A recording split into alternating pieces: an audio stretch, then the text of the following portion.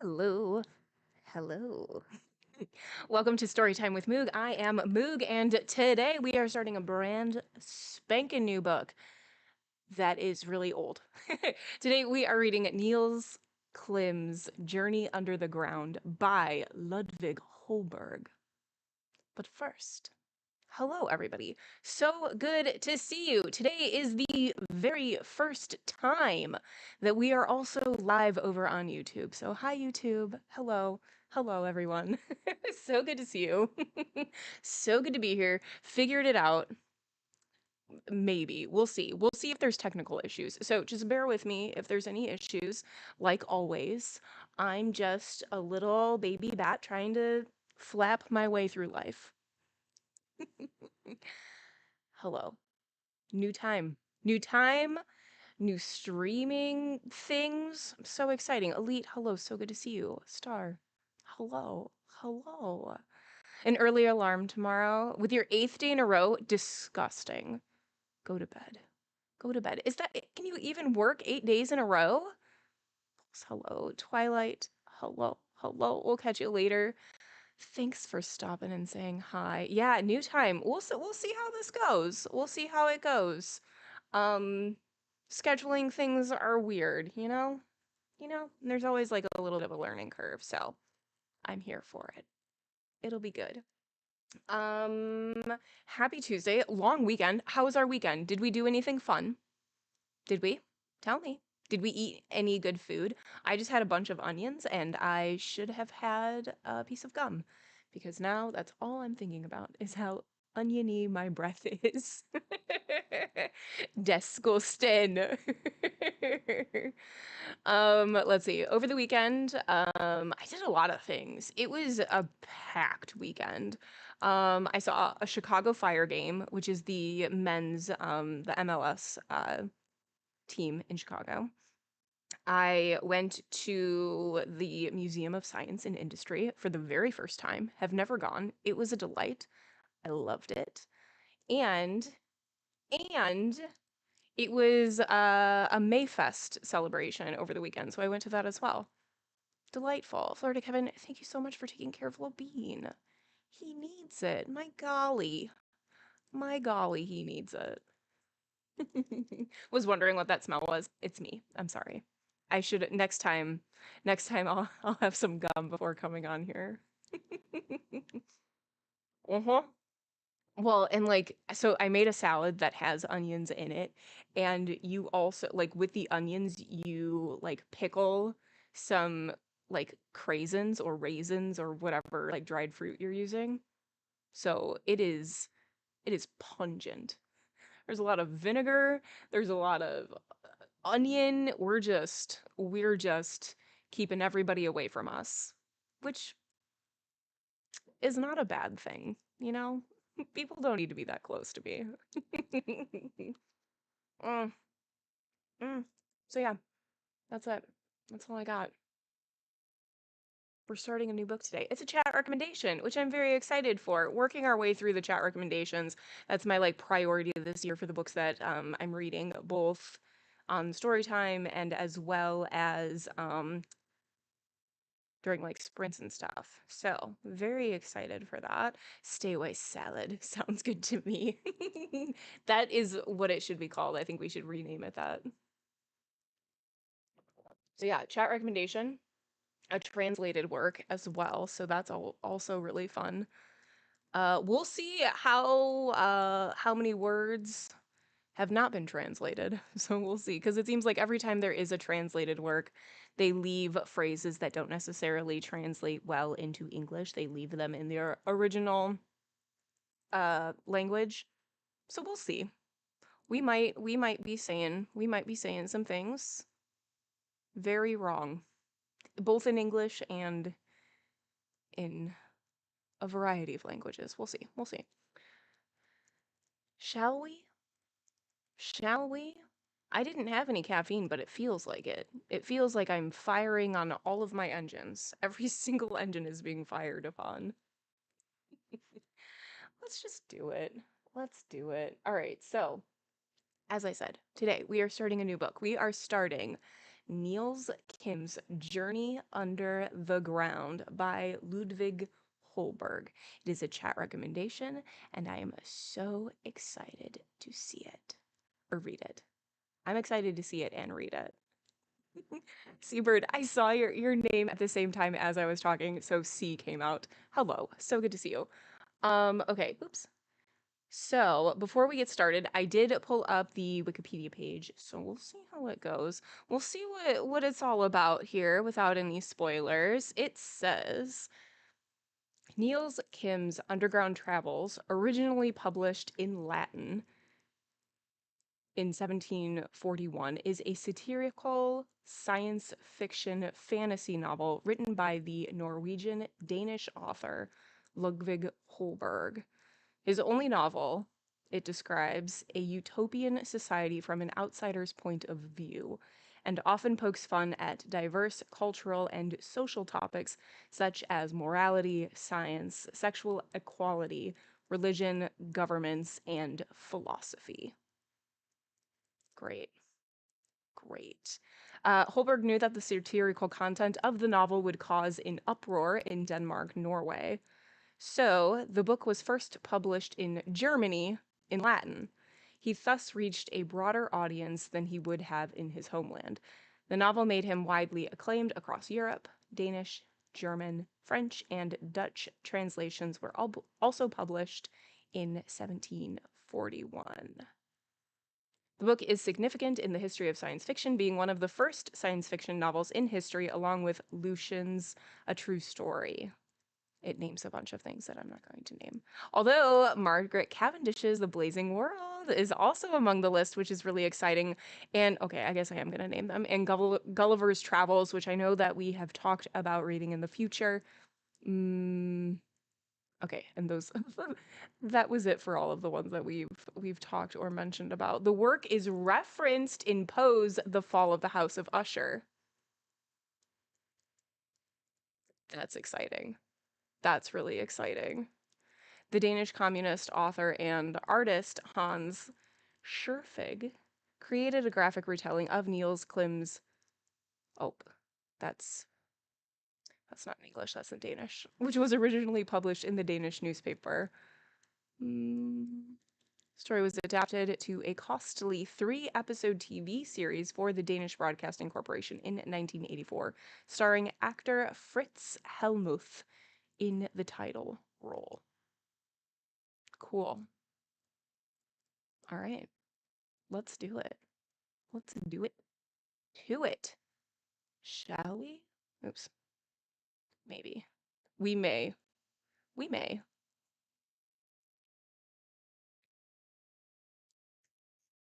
Okay.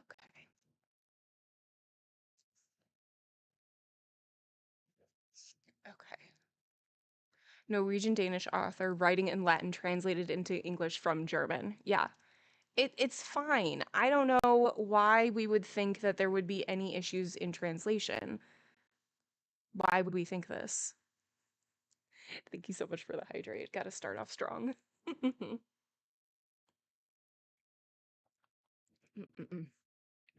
Okay.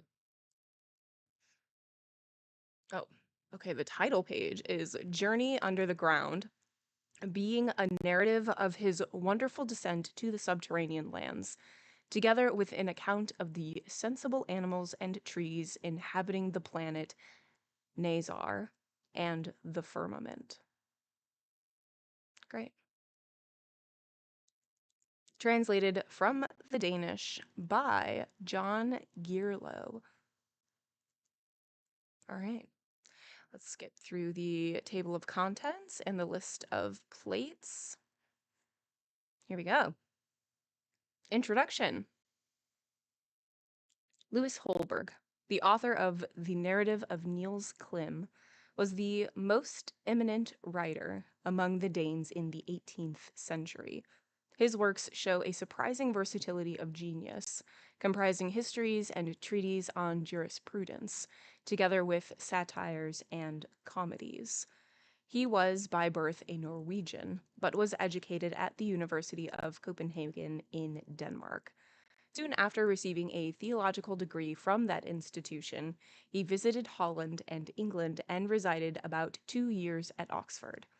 Shortly after his return, he published an Introduction to European History and an appendix to the Universal History, in which he gives an account of contemporaneous affairs in the principal governments of the world. His historical labors were interrupted by a royal appointment to a professorship in the university. This office he enjoyed for 5 years and then went abroad. In this autobiog in this in his autobiography, he has given an interesting account of his travels, both at this time and subsequently, and has described men and manners in a way highly entertaining and generally just. He visited most of the cities of southern Europe, abiding some time in each. He was well received by men of letters and made many valuable acquaintance wherever he went. After remaining one whole winter at Rome and accomplishing the object of his mission, he returned to Copenhagen. His income was now small, and for 2 years he was oppressed with great pecuniary difficulties. It was during this period that he published in the Danish language his Introduction to the Law of Nature and of Nations. In this treatise, Holberg aimed rather to apply the principles of natural law to the laws and constitutions of Norway and Denmark, then elaborately to discuss the principles themselves. The work was coldly received at its first appearance, but after 10 or 12 years began to excite public attention and passed through several editions. You just got to start over. That would be wild if we did that every time I messed up. I don't know if we would ever finish a book, but we would get really good at those first couple of sentences. At length, the professorship of metaphysics becoming vacant, he received the appointment. The emoluments of this office, though small, supplied his necessities, and, not long after, on obtaining a more lucrative station in the university, he was relieved from his embarrassments.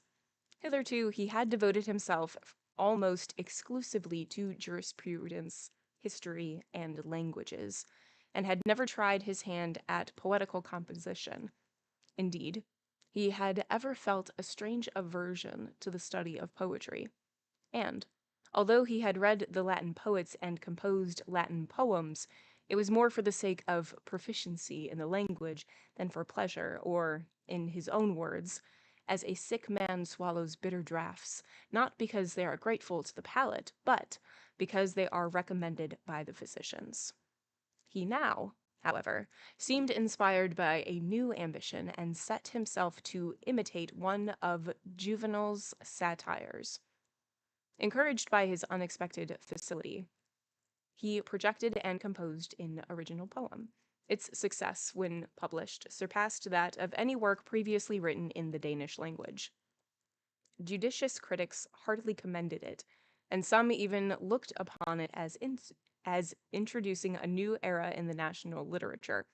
It was also published in Sweden and Germany, and raised the author's reputation abroad. He next published 5 more satires, prefixing to each a short preface unfolding the writer's design. His poetical productions were a source of more honor than gain, and, becoming weary of almost profitless pursuits, he abandoned poetry and devoted himself to his former studies. Name limit, hello, good to see you, welcome in. Nevertheless, the solicitations of friends prevailed upon him to turn his attentions to dramatic composition. Here he was equally successful. His comedies were received with great applause, and still hold possession of the stage. Like his satires, they were intended to expose fashionable vice and folly. They are 25 in number. The names of several will give some notion of their general character. The babbling barber, always busy and doing nothing. The treacherous stepfather. The political tin man. I love these titles. I love them. Always busy and doing nothing. Okay, great. The political tin man, is that just Nick Chopper? Okay. His health being impaired by unintermitted literary labor, he determined to seek relief from the baths of Aix-la-Chapelle, something like that. He did not derive from them the benefit he anticipated, but after spending the winter in Paris, returned home with renewed health and spirits. His next publication was a satirical poem entitled Metamorphosis, in which brutes and trees are transformed into men. This was the last of his poetical efforts. For several years, he had been engaged in preparing a general ecclesiastical history from the origin of Christianity to the Reformation of Luther, which he now published. This production, the author affirms, was written with perfect impartiality. He sometimes censored the fathers, praised heretics when they deserved it, and occasionally even commended the popes. It was extremely popular, though all were not pleased with its liberal spirit. A comparative biography of Asiatic and Indian heroes after Plutarch's style, a short historical account of his native town, the narratives of Niels Klim, his autobiography, and a history of the Jewish nation, digested from the works of Josephus, Prideaux, and Basnage, close the list of his works. The Journey to the World Underground, or narrative of Niels Klim, had been written for a long time, but he had refrained from printing it from an unwillingness to provoke enmity. But the importunity of friends and the generous offer of a bookseller finally prevailed, and he put it into the printer's hands. The following account of this performance is abridged from his autobiography. There are many persons of both sexes in my country who believe in fairies and supernatural beings, and who are ready to swear that they have been conveyed by spirits to hills and mountain caves. This superstition is ridiculed in Klim, the hero of the tale. He is supposed to be transported to the world underground, where he meets with some surprising adventures. Many strange creatures inhabit this new world, trees, for instance, and musical instruments discuss questions of philosophy and finance. Amongst the characters, those geniuses who perceive everything at a glance but penetrate nothing are conspicuous. People of quick perception, whom we used to admire, are despised by the Potuans, who look upon them as idle loungers that, though always moving, make no progress. Prudent men, on the contrary, who measure their own strength and advance cautiously, are greatly esteemed by that nation, though with us they pass for fools or cowards. The Potuans and Martinians are examples of both these extremes. By the former, Klim was considered a blockhead, on account of the quickness of his perceptions. By the latter he was equally despised for the slowness of his apprehension. This is a long paragraph. I see you. Hello, Roar. Hello, hello. 5 streak? Name limit. Thank you so much. It's a business day. It's a business week. Thank you, thank you, thank you. To Klim, who measures virtues and vices by the ordinary standard, everything is a paradox. But what he at first condemns, he admires and extols from deliberation, so that the object of the whole work is to correct popular errors, and to distinguish the semblance of virtue and vice from the reality. Its subordinate design is to expose the monstrous fictions which some authors obtrude upon us in their descriptions of remote countries. The narrative of Niels Klim, though written so many years ago, contains many satirical hits, exceedingly applicable to the present time, thus showing that what appears to one age to be a whim altogether new, may be, in fact, only some old notion newly promulgated. Greater liberties were allowed at that period in literature than would now be permitted. Holberg's humorous productions are not wholly free from a fault whose existence the taste of any age may explain, but does not excuse. After living in competency for many years in Copenhagen, he was, in 1747, created a baron by the King of Denmark. He died in 1754. All right. All right. We'll see. We'll see how funny this is. We'll see. I do worry that it's not gonna age well. We'll find out. We'll find out. And this doesn't help. Apologetic preface. Okay. Peter Klim and Andreas Klim, the sons of Thomas Klim, the grandsons of Klim the Great, to the kind reader. Since it has come to our ears that some persons have doubted the truth of this story, and that consequently the publisher of the subterranean voyage has gotten, here and there, a bad reputation, we have, to prevent all false accusations, held it advisable to prefix to this new edition certificates from men whose honesty and sincerity are raised above all distrust, and whose evidence will secure the publisher against all opposition. The first two of these witnesses we know to have been contemporary with our hero. The rest flourished at a period immediately subsequent, and all are generally known as people venerable in virtue and honesty, whose cool and sound judgments effectually preclude the blandishments of cajolery, while their noble candor and undeviating uprightness forbid the sanction of their names to whatever it is, in its nature, deceitful or fictitious. With the testimony of such respectable persons, we shall bind the tongues of all false, prejudiced, and sneering critics, and, before these signatures, oblige them to acknowledge their folly and take back their heedless accusations. The certificate sent to my brother and myself read thus. Cajolery is so fun. The amount of times that I get to say words that I just don't say in regular, everyday speech, and it's so fun. I love it. Ankh, good to see you. At the desire of the estimable and much respected young men, Peter Klim and Andreas Klim, we, the undersigned, do certify that among the books and papers left by the celebrated Niels Klim, we have seen a manuscript with the title Subterranean Voyage. To the same voyage were added a subterranean grammar and dictionary in 2 languages, namely, Danish and Quamitic.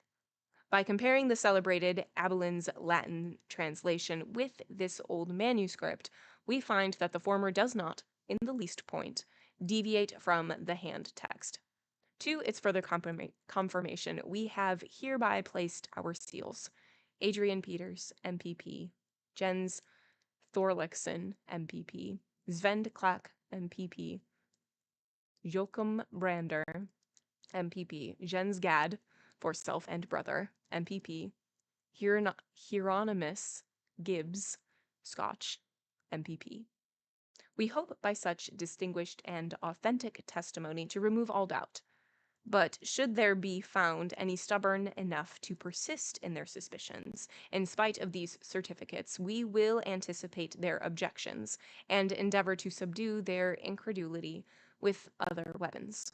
It is a known fact that in a section of Norway called Finnmark exist people who have advanced so far in the study and practice of natural witchcraft, a science into which other nations have scarcely looked, that they can excite and subdue storms, transform themselves to wolves, speak several and in our world entirely unknown languages, and travel from the North to the South Pole in less time than 1 hour. One of these Finns, by name Pavis, came lately to Bergen, and exhibited so many strange proofs of his art and science that all present deemed him worthy of a doctor's hat. At the same time, a fierce critic came out with a review of the subterranean travels, which he assumptively tagged to the long list of old women's stories, the honor of the Klims being thus impunged and his own by implication. Pavis, through our influence, obtained permission to collect materials and prepare himself for a voyage underground. He commenced by publishing a card, wherein he exalted his abilities in the following expressions. It's Santa. Yeah. Santa lives in Finnmark and can speak multiple languages. It's just a bunch of Santas all living together. There's nothing wrong with that. No harm. What will you say? From northern ice to southern land, from eastern isles to western sand, spirits of earth, spirits of air, spirits foul and spirits fair, my power obey.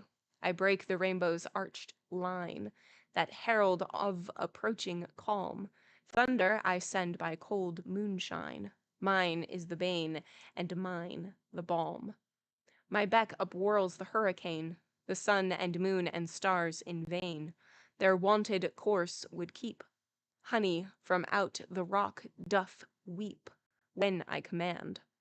My potent wand stretched on the mighty northern wave, or sea that farther India lave. Sorry if you could hear that loud car.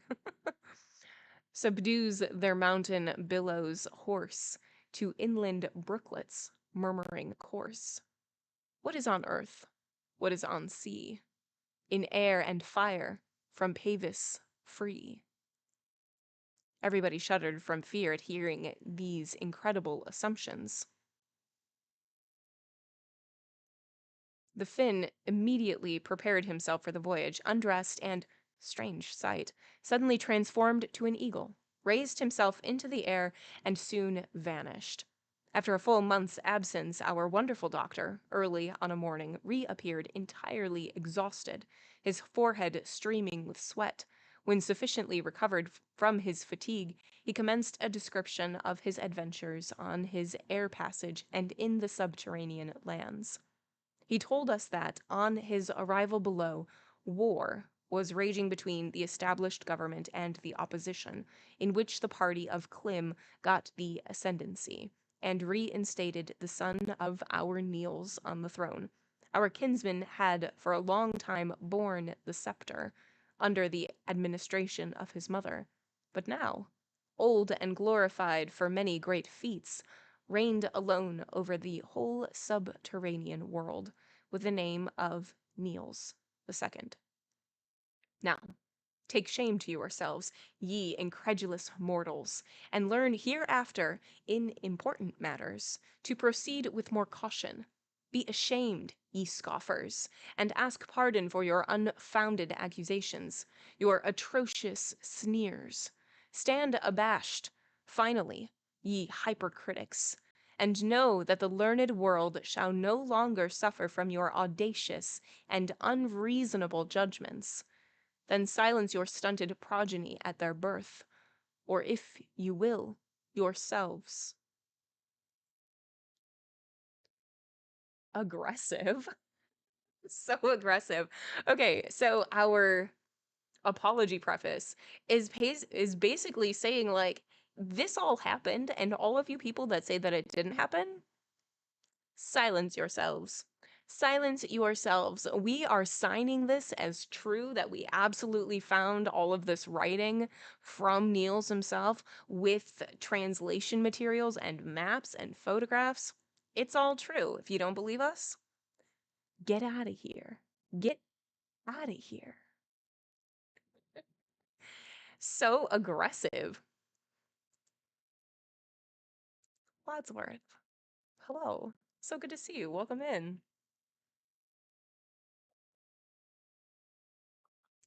Oh gosh. I'm smacking things around. All right. Chapter 1. The author's descent to the abyss. What a great way to start. I'm ready.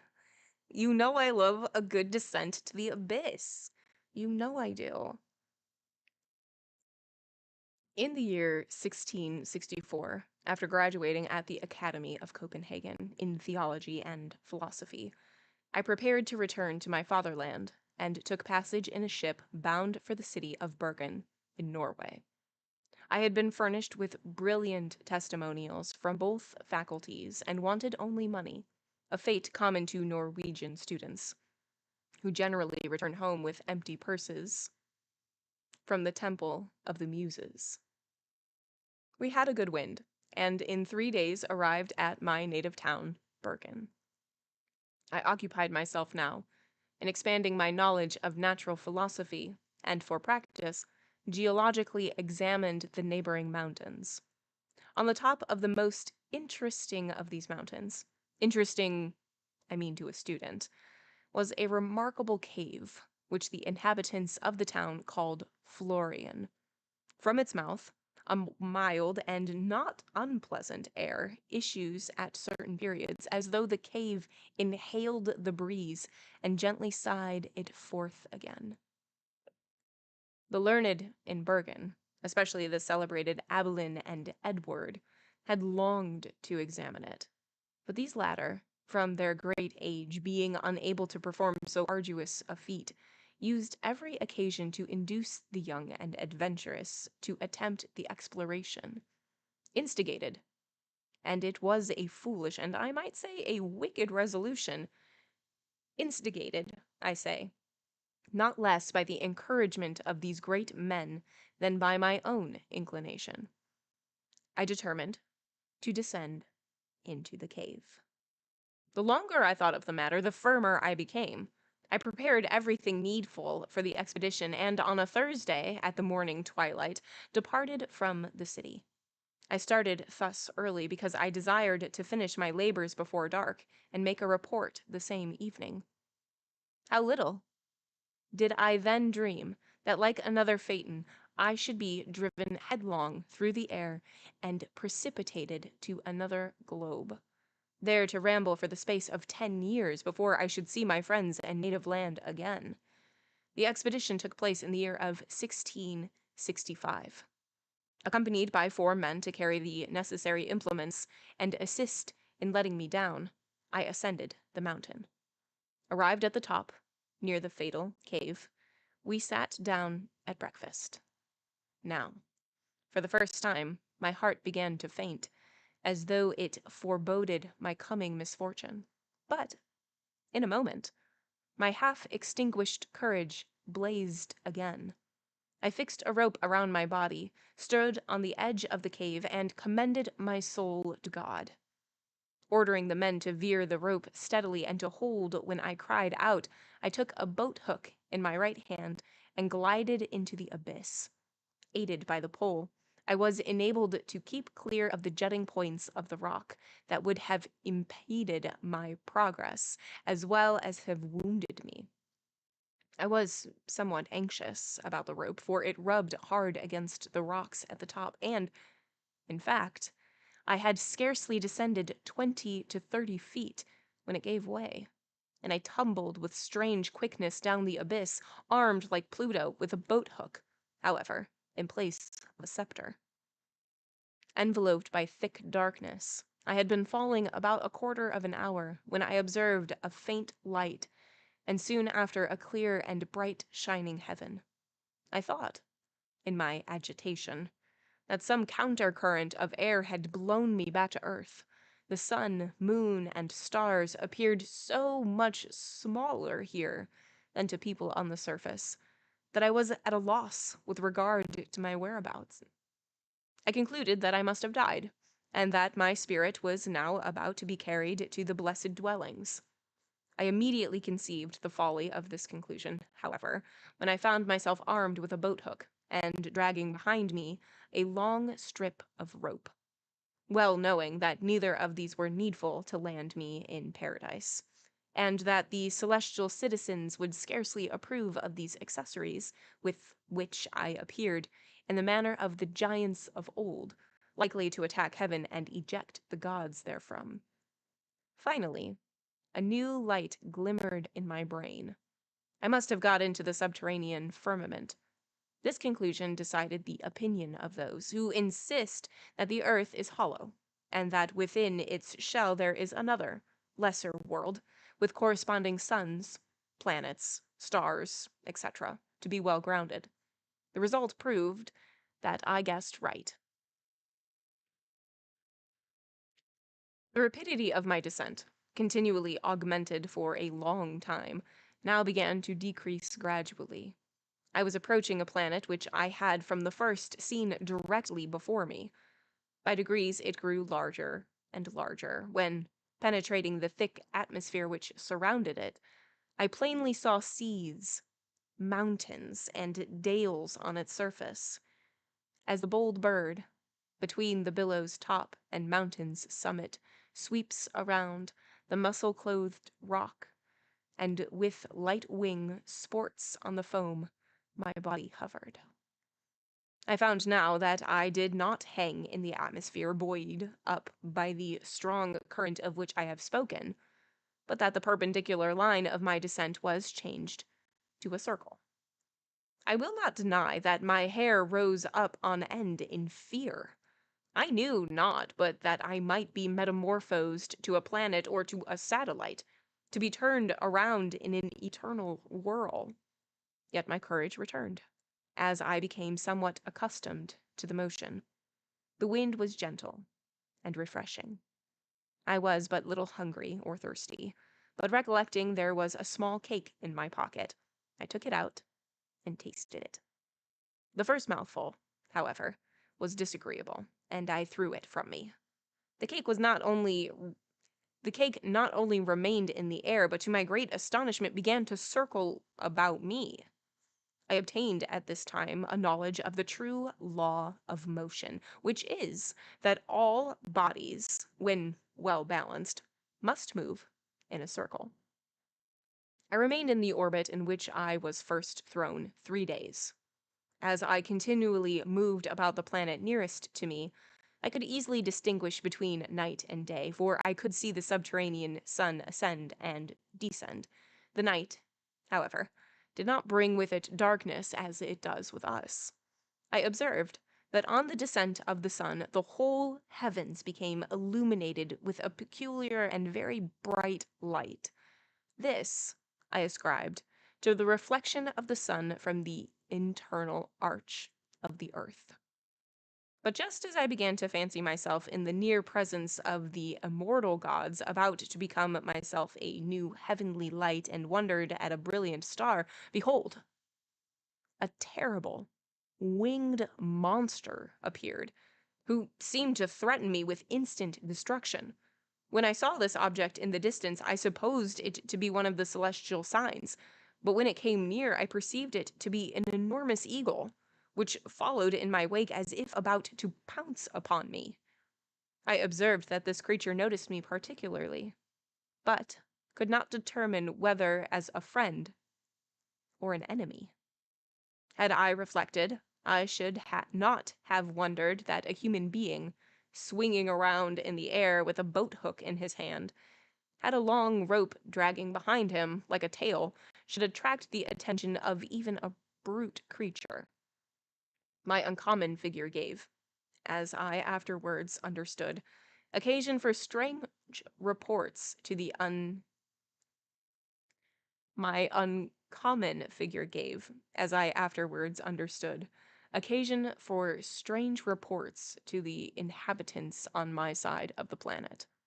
The astronomers regarded me as a comet, with a very long tail.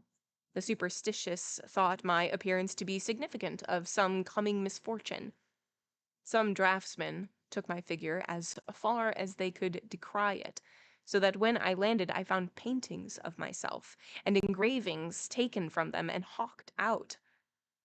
But to return. The eagle flew towards me and attacked me with its wings very furiously.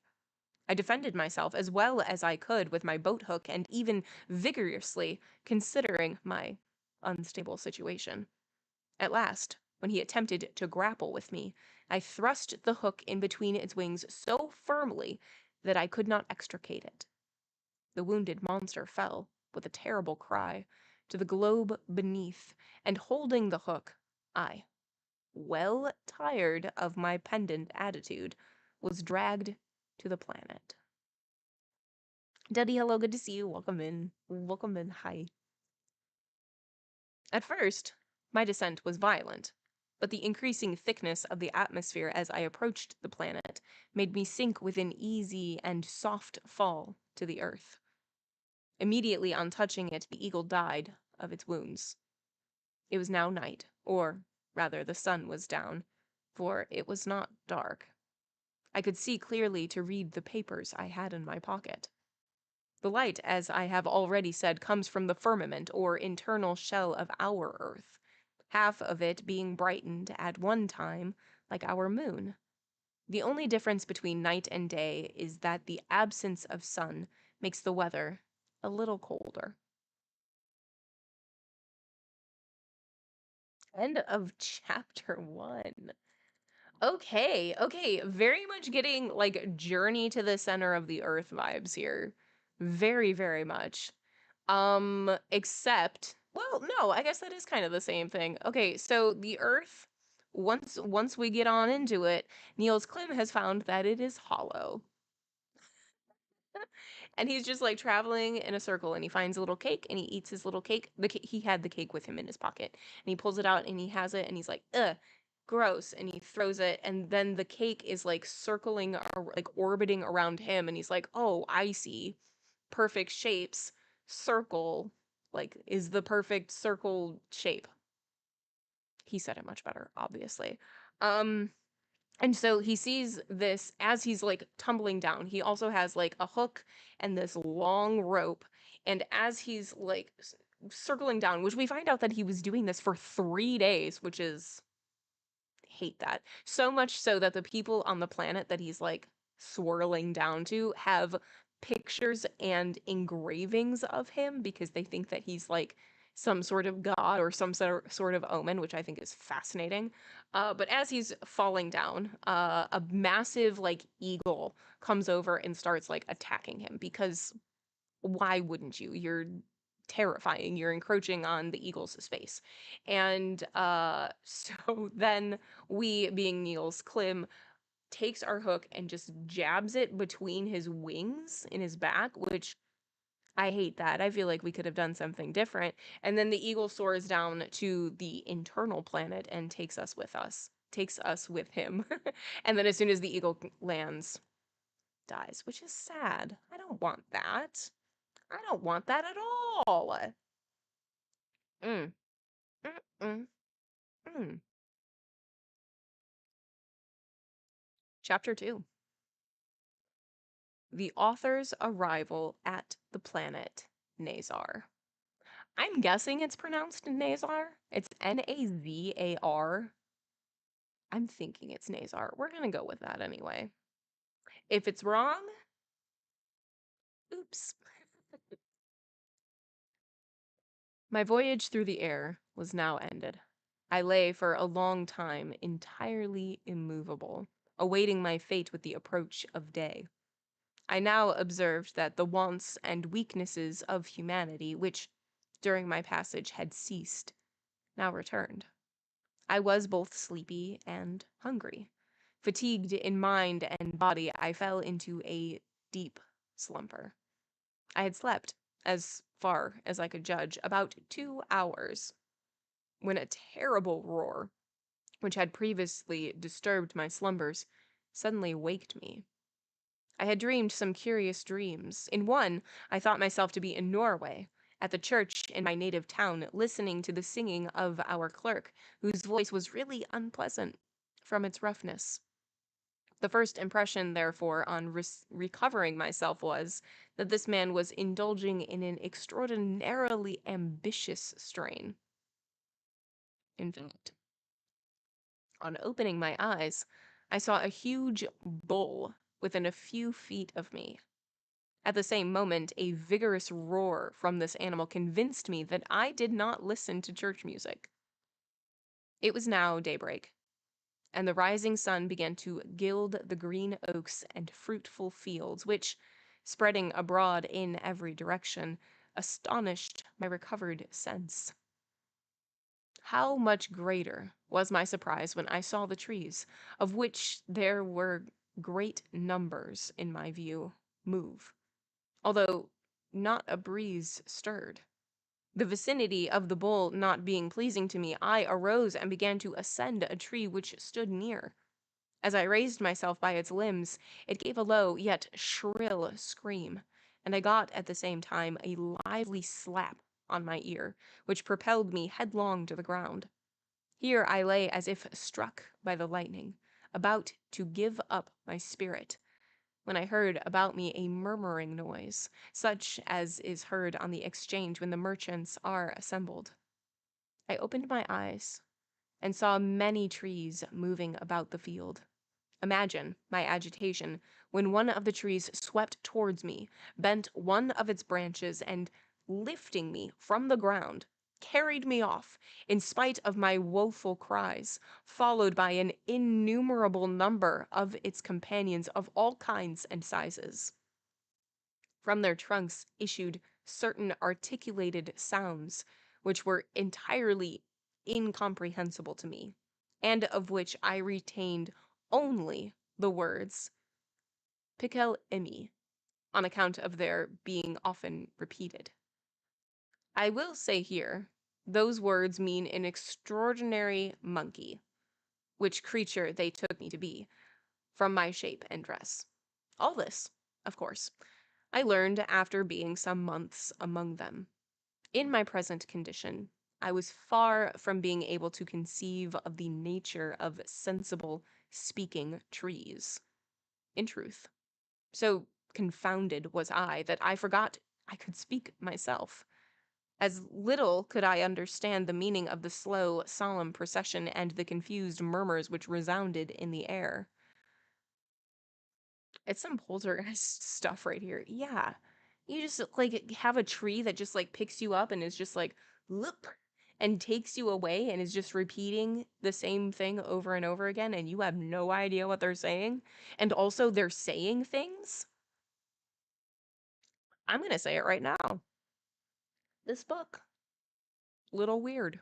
Little weird. And it's not even a friendly ent. I don't know about this.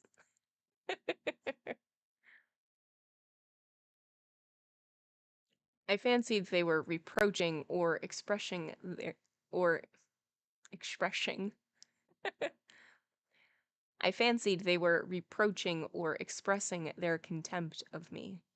I was not far from the truth, for the tree into which I had climbed to escape from the bull was no less than the wife of the sheriff of the neighboring town to which they were now taken me prisoner. The buildings and streets of this town were very handsome and extensive. The houses, from their height, appeared like huge towers. The streets were filled and wide.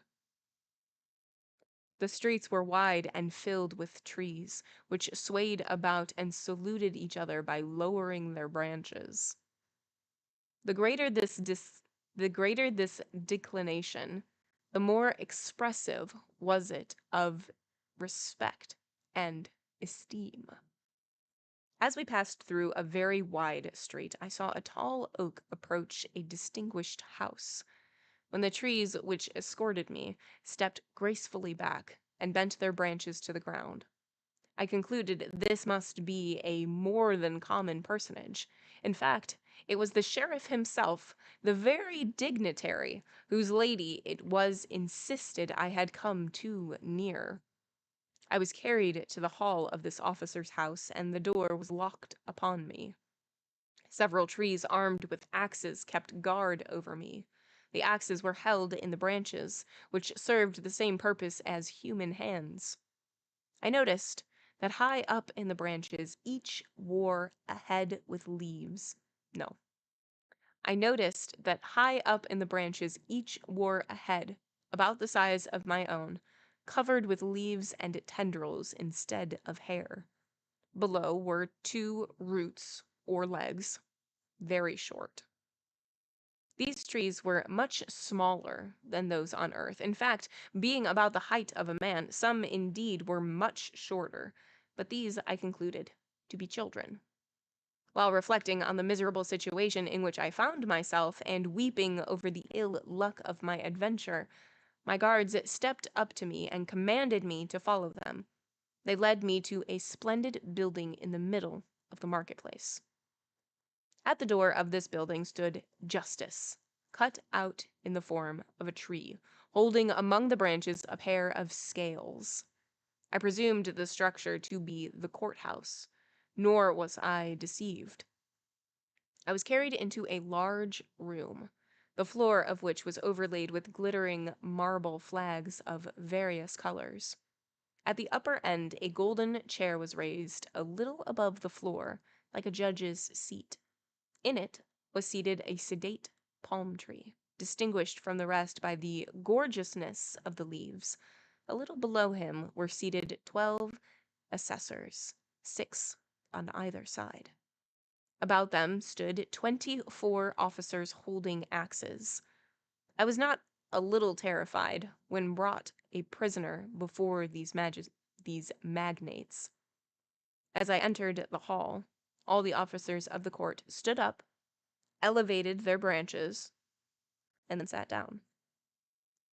After this ceremony, I was placed at the bar between 2 trees, the stems of which were covered with sheepskins. These persons I supposed to be lawyers, and so they were. Before the trial commenced, the head of the judge was wrapped up in a black blanket. The accuser then made a short speech, which he thrice repeated. The lawyer appointed to defend me replied in the same manner. A perfect silence then ensued. In half an hour, the superior judge rose from the chair, removed the blanket, raised the branches towards heaven, and spoke with much grace. What I supposed to be my sentence. I was then carried back to my prison. While I mused on the strange things I had witnessed, a tree came into my cell, with an instrument resembling a lancet in his hand. He stripped one of my arms, and made a puncture in the median vein. When he had taken from me as much blood as he deemed sufficient, he bound up the wound with great dexterity. He then examined my blood with much attention and departed silently, with an expression of wonder. This circumstance by no means weakened the opinion which I had for some time entertained, that these people were shallow and foolish. But my judgment proved to be too hasty. When I was better enabled to judge of what passed about me, my acquaintance with the subterranean languages, my contempt was changed to admiration. I will now explain the ceremonies, which to my ignorance seemed ridiculous. From my figure, it was concluded that I was an inhabitant of the firmament. I was supposed to have attempted to violate the person of a chaste and virtuous lady, and for this crime I had been taken to the courthouse for trial. The rising of the branches towards heaven was a common ceremony of religion. The lawyers were clothed in sheepskin to remind them of the attributes of their calling: innocence, faithfulness, and sedateness. The repetition of their speeches was on account of the very slow apprehension and cautious decision of the people, by which peculiarities they were distinguished from all the inhabitants of the subterranean world. But what most excited my curiosity was the history of the supreme judge. This was a virgin, a native of the town, and appointed by the king to the office of kaki, or judge, for her superior virtue and talent. It must be observed that this nation pay no regard to sex in appointments to office, but, after a strict examination, elect those to take charge of affairs who are proved to be the most worthy. Seminaries are established throughout the country to teach the aspirants to public honors the duty appertaining to the direction of government. The business of the administrators of these colleges is to search closely into the brains and hearts of the young students, and when satisfied with their virtue and ability, to give the king a list of those fully prepared to fill the public offices. The administrators are called karati. The young virgin of whom I have spoken had received, 4 years before the karati, a certificate for remarkable attainments and virtues, and had been invested with the blanket. This blanket was wrapped about her head during my trial.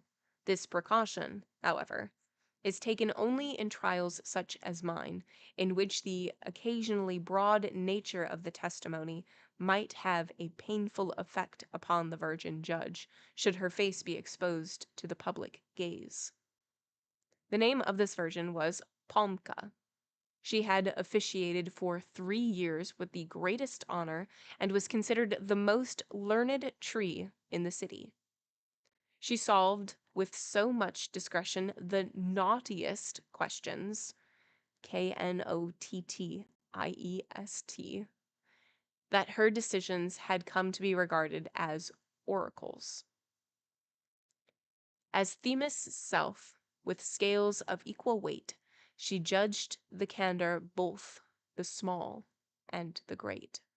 The sands of truth she, like the goddess, frees from falsehood's glitter and from error's lees. The following account was given to me of the bloodletting to which I had been subjected. When anyone is proved to be guilty of a crime, he is bled, for the purpose of detecting from the color of the fluid or blood how far his guilt was voluntary or otherwise, whether he had sinned through malice or distemper. Should the fluid be found discolored, he is sent to the hospital to be cured. Thus, this process is rather a correction than a punishment.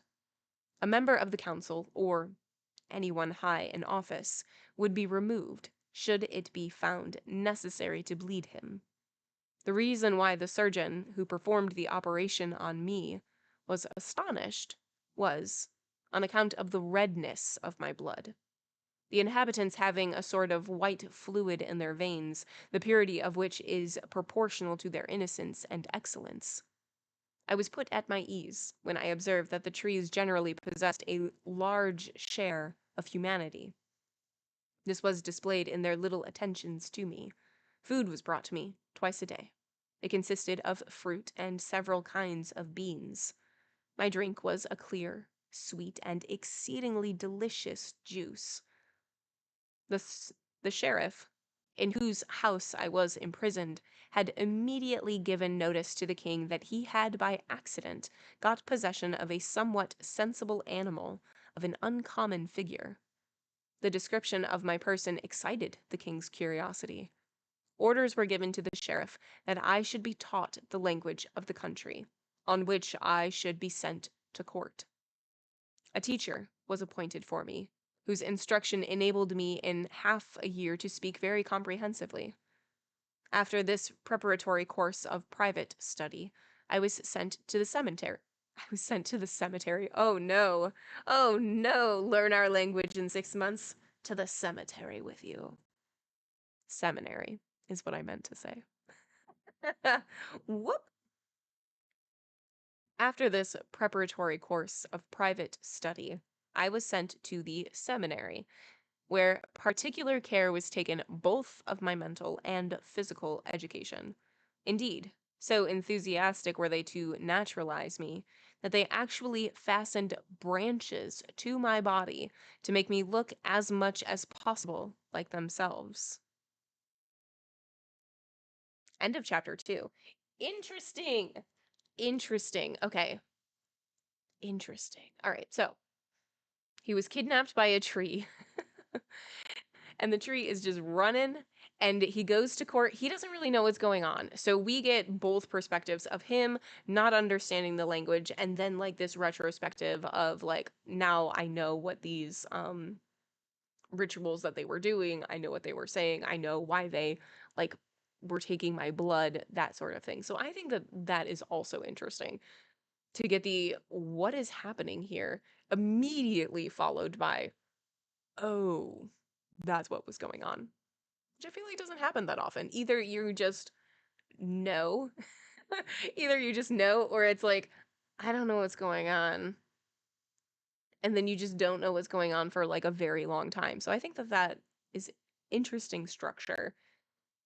But what is actually going on is he was accused of like attacking, besmirching this virgin tree. And so that is why he was brought to the court. And the judge is a female judge. We also get a better description of the trees. They do have like branches and a trunk, but they carry axes around with them.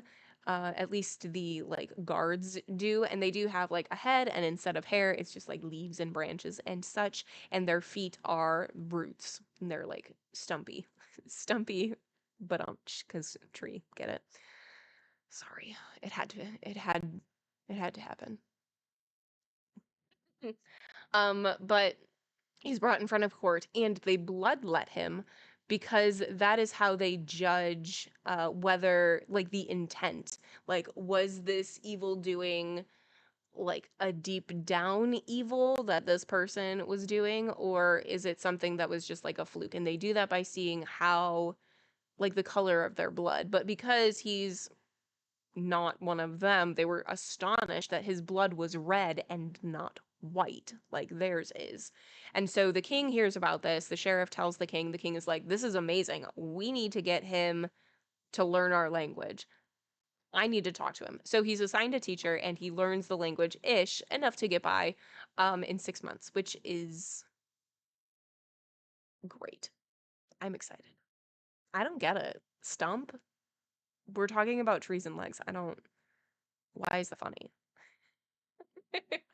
Why is that funny? I don't know. Journey. Thank you so much for those 15 months. My heavens. My heavens. Thank you, thank you, thank you. I appreciate you so much. Wow. Wow, wow, wow.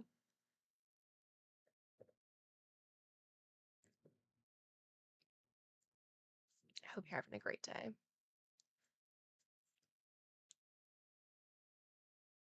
Chapter 3. Description of the town Kiba. During the course of my education, my landlord frequently carried me about the town and pointed out the most remarkable things. Kiba is the next Kiba is the town next in size and importance to the capital of the kingdom, Potu. The inhabitants are distinguished for their sedateness and moderation. Old age is more respected by them than by any other community. They are strangely addicted to the pitting of animals against each other, or, as they call it, play fight. I wondered that so moral a people could enjoy these brutal sports.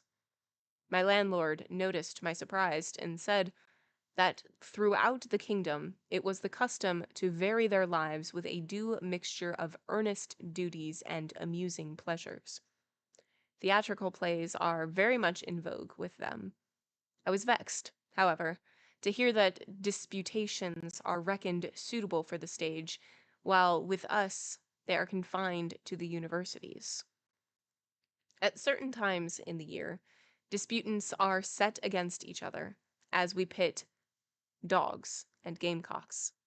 High bets are made in favor of one or the other, and a premium is given to the winner. Besides these disputants, who are called masbaki, or boxers, various quadrupeds, wild as well as tame, are trained to fight as on our globe. In this town, a gymnasium is established in which the liberal arts are taught with much success. My landlord carried me on a high festival day to this academy. On this occasion, a matic, or teacher in philosophy, was elected. The candidate made a very prosy speech on some philosophical question, after which, without farther ceremony, he was entered, by the administrators, on the list of the public teachers. On our way home from the academy, we met a criminal, led by 3 watchmen. By sentence of the Kaki, he had been bled and was now on his way to the city hospital. I inquired concerning his crime and was answered that he had publicly lectured on the being and qualities of God, a subject entirely forbidden in this country. Disputants on these matters are regarded as insane, and are always sent to the madhouse, where they are doctored until they recover their sound reason. I exclaimed, "Heaven and earth! How would such laws operate on our globe, where thousands of priests quarrel every day about the divine attributes, the nature of spirits, and other secrets of the same character? Truly, here they would all be sent straight away to the madhouse." These, among many other singular customs, I observed during my college life. Finally, the time came when, furnished with appropriate testimonies from the teachers, I was ordered to court. Here is my certificate. How angry and confused was I when I read it. In accordance with your royal order, we hereby send the animal, which some time since came down to us from the firmament, which animal calls itself man. We have, with sedulous care and patient industry, taught this singular creature in our school, and after a very severe examination, pronounce it to be very quick in its perceptions and very docile in its manners. Nevertheless, from its obtuse and miserable judgment, which we believe arises from its too hasty inferences, its ridiculous skepticism on unquestionable points, and its no less ridiculous credulity on doubtful eyes, we may scarcely number it among sensible beings. However, as it is far quicker on its legs than any of our race, we humbly suggest that it is well adapted for the situation of a running camp footman. Written at our seminary at Kiba by your Highness's most humble servants, Nihek Joktan Rapasi Kilak. I returned sorrowfully to my landlord and begged of him with tears in my eyes to use his influence to alter the nature of my certificate from the Karaki, and to show them my testimony from the Academy of Copenhagen, in which I was represented as a remarkable student. He replied to me that this diploma might be well enough in Copenhagen, where probably the shadows were regarded more than the substance, the bark more than the sap, but here, or the colonel was more important than aught else, it was of no use. He counseled me to bear my fate with patience, and assured me, in the politest manner, of his friendship. Having nothing more to say, I made ready, without delay, for the journey. There traveled in company with me several small trees which had been educated with me in the seminary, and were now destined to the capital for preferment. Our leader was an old Karate, who rode on an ox, because from his age he could not walk. Our progress was very slow, so that 3 days were occupied in our passage. We had a quick and comfortable jaunt, if I except the meeting with some wild monkeys that would spring towards me and pester me now and then. They evidently supposed me to be one of their race. I could not suppress my anger, however, when I observed that the trees seemed to perceive this mistake of the monkeys, which gave the saplings food for laughter at my expense. I must remark that I was carried to court in the same dress which I wore on my descent to the planet, with the boat hook in my hand and the rope dragging after me. This was by order of the king, who wished to see me in my own bark. End of chapter 3. Moving right along. These chapters are like boom, boom, boom, boom, boom. All right, so he's learning stuff. We're getting a lot of commentary. And something that I totally forgot to mention about the bloodletting is like when they see like just how like mixed color your blood is, they take you to the hospital to take care of you, like getting a, what am I trying to say, a something, like a rehab type thing, like a rehabilitation, like making you well again. So we're getting a lot of commentary on gender, we're getting a lot of commentary on education, we're getting a lot of commentary, like there's some in science, social for sure. We're just like going down the line of everything and anything that you could have commentary on, and we're just throwing it in. We're like, yep, got that. Got that. Oh, maybe we'll add this later. Yep, got that. Interesting. Interesting. Mary Jane, hello, good to see you. Whoa. All right. Chapter 4. The Royal Court of Potu. At last, we entered the large and splendid capital of the kingdom of Potu. We were first carried to a house where all students from the country seminaries are received for the purpose of refreshment. Here we prepared for an interview with the king. In the meantime, our karate, or leader, went before to announce us to the court. On his return, we were all ordered to follow him. On our way to court, we met several small trees with printed stories in their branches. These were literary hawkers. I accidentally fixed my eye upon the title of one of these books. It was A True Account of an Entirely New and Wonderful Meteor, or Flying Dragon, which was seen last year in the heavens. I knew this was myself, and therefore purchased the book, for which 3 kilok, about 2 cents, were demanded. On the title page I found an engraving of myself, as I appeared while hovering over the planet, accompanied by boat hook and rope. We now approached the castle, an extensive series of battlements and buildings, more distinguished for its strength and delicacy of finish than for splendor. It presented to my view a very singular and, I may say, rural appearance from the vast number of trees on the walls. It was now noon, and the dinner hour. The king wishing to see me before he dined, I was brought alone to the dining hall. The king received me very graciously, uniting in a remarkable degree, while addressing me, mildness of tone with dignity of expression. At my entrance into the hall, I knelt before the throne. The king demanded the meaning of the ceremony.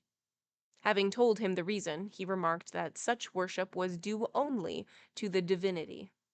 When I had raised myself, He put to me several questions, demanding how I had come down, the reason of my journey, my name, where I came from, etc., all which questions I answered fully. Finally, he inquired concerning my religion, and was evidently much pleased with our creed. I was ordered to wait till dinner was over. At the table were seated with the king, the queen, prince, and Kadok, or great chancellor. At a certain sign, a maiden tree entered, bearing in her 8 branches as many dishes, which was the number daily served at the royal table. Another tree entered with 8 bottles, filled with as many different juices. In the dinner conversation, frequent mention was made of myself. After dinner, the king ordered me to show my testimony. After reading it, he looked at my legs. "The karate are perfectly right," said he, "and their advice shall be followed." A kiva, or secretary, was now sent for to enter me, among others, in the royal register of promotion. This kiva was a tree of remarkable external appearance. He had 11 branches, a singular number, and was able to write 11 letters at once. With this tree I afterwards became very intimate. He wrote all the letters which I, as footman, carried about the country. Muck, hello, so good to see you. I'm so glad that you're here. The book that you recommended, the posthumous memoirs, they're not public domain in English. They're public domain in Portuguese, in French, but not English. Do you want me to give your channel points back? Or do you want me to just read it during sprints? I was trying so hard to find it, and then when I did find it, I found out too much. I was a little sad because it looks really good. It looks really good.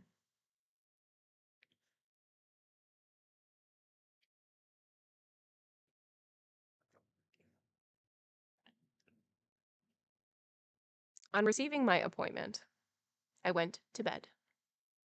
Although I was much fatigued, I could not get any sleep for a long while.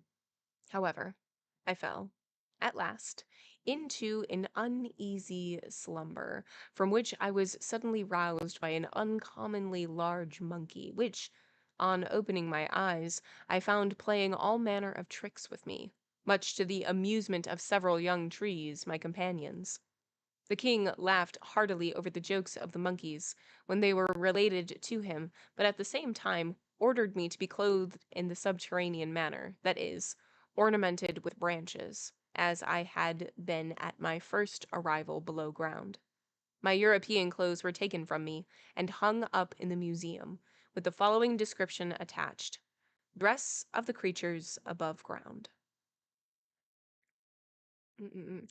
I know. Anytime we get a translated work, ooh, ooh, and specifically a translated work that isn't necessarily French, just because, hear me out, I feel like there's a lot of French translated public domain works that are like very much available and very, very known. So like a Portuguese one, that would have been so good.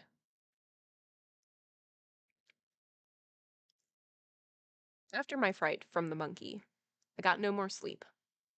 In the morning, I rose with the sun and went to receive my charge for the day. An innumerable number of errands were given me to perform, together with letters and documents directed to all parts of the country. This life I had led 4 years. During my rambles, I studied the character of the inhabitants and copied, as far as possible, their habits. The people generally are distinguished for the politeness of their manners and the sensibleness of their notions. The citizens of the town of Moholki only are wanting in refinement and judgment. They are thorn trees, very obstinate and crabbed in disposition, and great gossips withal. Let one take you by the button, and you cannot get away easily. Each province is peopled by its own race of trees. In the country, each village has one sect, but large cities contain a mixed population. I had a good opportunity, as courier general, to observe the peculiarities of these people, and I shall now describe their polity and religion, their laws and sciences.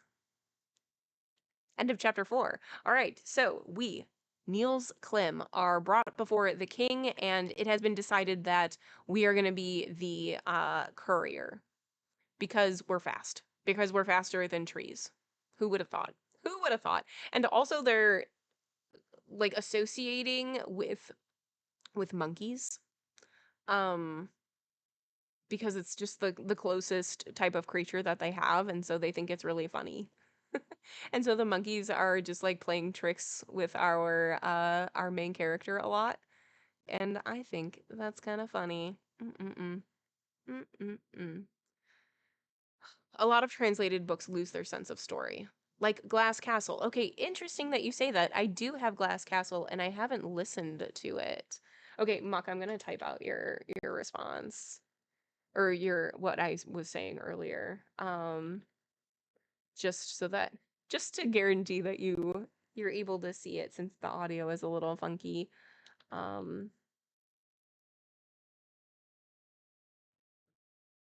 okay.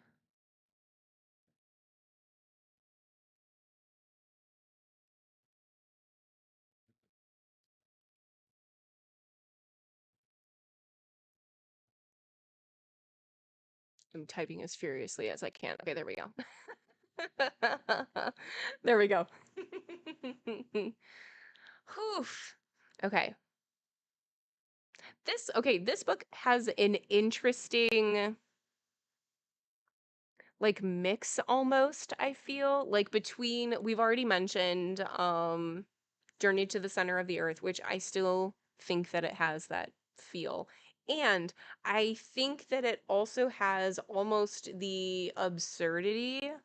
Uh, I guess not quite the absurdity of Frank Baum with the Oz stories. Not quite. And also unlike Baum, the story is flowing nicely and we haven't really gotten to too many side stories that don't really have anything to do with the rest of the story. So I guess it doesn't really have anything to there's I don't know. I don't know. I think it's just because it's a little weird that I'm like, we've read weird. We've read weird.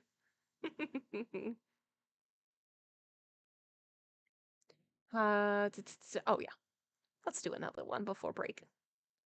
Chapter 5. The Kingdom of Potu and its Inhabitants. The Kingdom of Potu is enclosed within very narrow boundaries and occupies but a small space of the inner globe. The whole planet, Nazar, is scarcely 600 miles in circumference and may be traveled over its whole extent without guide or interpreter, for there is but one language throughout. As the Europeans on our globe take the first rank among the nations, so are the Potuans distinguished among the nations of Nazar for their virtue and understanding. Stephen, hello, so good to see you. Happy Tuesday. The roads are dotted by stone pillars, which, covered with inscriptions, denote every mile. Affixed to them are hands pointing the road to every city and village, splendid cities and prosperous villages. The country is intersected by greater and lesser canals, on which boats propelled by oars skim with wonderful celerity. The oars are driven by self-moving machines so quietly that very little motion is given to the water. The planet Nazar has the same motion with the Earth, and all the peculiarities of the latter planet, night and day, spring, summer, autumn, and winter. The inhabitants consist of oak, lime, poplar, thorn, and pine trees, from which the months, there being 6 in each subterranean year, take their names. The chronology is peculiar, being fixed by remarkable occurrences. Their oldest tradition is that 3,000 years ago a mighty comet appeared, immediately after which followed a flood which swept off all the races of trees, animals, etc., with the exception of one or two of each race, who saved themselves upon a high mountain, and from who descended the present inhabitants. Corn and other grain with the fruits common to Europe grow here in great profusion. The waters are filled with fish, and upon the banks of the rivers are seated splendid country houses. Their drink is prepared from certain herbs, which bloom at all times of the year. The Potu. In Potu is established a very useful law called the generation law. This law varies the liberties and advantages of the people according to the number of children each one possesses. Thus, he who is the father of 6 children is exempted from all common and extraordinary taxes. Therefore, generation is quite as useful and desirable in this country as on the earth. It is burthensome and dangerous. Below ground never was such a thing imagined as a smallpox tax. I feel like that's a very specific example to be pointing out. Imagine a world where there's no smallpox tax. Hmm? Hmm? Thank you, Muck. Thank you. No one can hold 2 offices at once. It is thought that each office, however small, requires the sole attention of its occupants, and that none should be employed in that which they do not understand. I remember to have heard the philosopher Rakbasi speak thus: everyone should know his own talents and should impartially judge of his own merits and faults. Otherwise, the actor must be considered more sensible than natural men, for he chooses not the best part, but that which he can execute best. Shall we allow the actor to be wiser on the stage than we in life? The inhabitants of this kingdom are not divided into classes, those alone being regarded who are noted for virtue and industry. The highest rank, if rank it may be called, is given to those who possess the greatest number of branches, they being enabled to do the most work. End of chapter 5. Really short, really, really short. And the next one is just as short. Okay, so we get a little bit of politics, a little bit of policy, and you can tell that our author is a little miffed at some of the things, and it's just like, imagine a place where people who have, a certain amount of kids don't have to pay extra taxes instead of being, taxed for your kid getting smallpox or something like that. Imagine, wouldn't that be grand? Wouldn't that be quite utopian and wonderful? They do that here. So a little bit of like compare and contrast, and it seems like he's going for, I don't really like this on Earth. What if it was like this here instead to make it a little bit more grand? And okay, so there was like almost like a biblical moment where like he was talking about the history of it, and so like there's only a certain amount of different types of races, different types of trees that live here, and they only have one language. Is actually pretty small, and so like everybody is just speaking the same language, and there was a point in the history where everything was just like washed away. There was like a huge like influx in water, and so it was it was kind of like, reminded me of like Noah's Ark, where only 2 of each kind survived because they were at the tallest of the mountains. And I think that that is also interesting to put in there. It's just another tick in the box to make sure that we're commenting on it. It seems like. And then the next chapter, chapter 6, is the religion of the Potuans. Let's do it. The system of religion in Potu is very simple. It is forbidden, under pain of banishment to the firmament, to explain the holy books. Whoever dares to dispute the being and nature of the deity is sent to the bad house and is bled. It is foolish, they say, to attempt to describe that to which our senses are as blind as the eyes of the owl in sunshine. All agree in worshipping a superior being, whose omnipotence has created and whose providence maintains all things. Each one is permitted to think and worship as he pleases. They only who publicly attack the prevailing religion are punished as peace disturbers. The people pray seldom, but with so ardent a devotion that a looker on would think them enraptured during the continuance of the prayer. I told them that it was our custom to pray and sing psalms while at our domestic duties. This they blamed. An earthly king, said they, would be angry should one who came to petition for something brush his clothes and comb his hair in the presence of his sovereign. They have many curious notions of religion, which they defend very artfully. For example, when I remarked to some of them whose friendship I had gained, that they could not expect to be blessed after death, since they walked in darkness here, they answered, he, who with severity condemned others, was himself in danger of being condemned. I once advised them to pray every day. They did not deny the importance of prayer, but thought true religion consisted in obeying the will of God.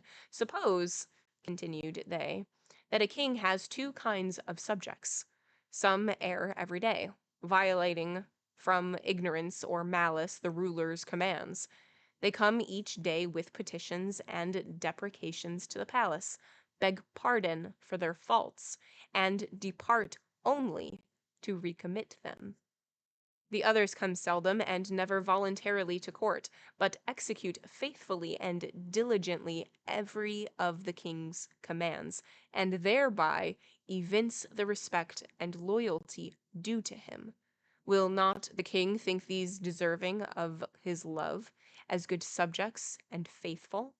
But, on the contrary, those as evil subjects burthensome as well for their misdeeds as for their frequent petitions? There are 5 festival days during the year. The first of these, which takes place at the beginning of the oak month, is solemnized with great devotion in dark places, where not a ray of light is suffered to enter, signifying that the being they worship is inconceivable. The festival is called the Inconceivable God's Day. The whole day, from sunrise to sunset, the people remain immovable, engaged in earnest and heartfelt prayer. In the 4 other festivals, thanks to God for his blessings form the principal ceremonies. End of chapter 6. Okay, I want to know about the other ones. There's only 5 of them, and we only get a description of one of them, and then the others is like, the other ones are, praise be. I want to know what the other ones are. Okay, so they are differences in religion. It's very private, seemingly. They don't pray very often, and when they do, it is very, like, full intensive. They're immersed in it rather than just them like going to a place every Sunday and repeating or singing hymns at home and that type of thing. Like, that's, you don't need to do that. No, no, no, no, no. Interesting. And I'm wondering how much of this is our author, his, feelings, or I'm assuming it's all his feelings now that I'm saying that loud. I was going to say, or is it just like a sect of society that he's part of? But if he's already a part of it, then he's already got those feelings. Okay, thank you for working that through with me. Thank you. I appreciate it. All right, let us take our bio break. When we come back, we will hop into chapter 7, which is the Potuan Constitution. All right. Be right back.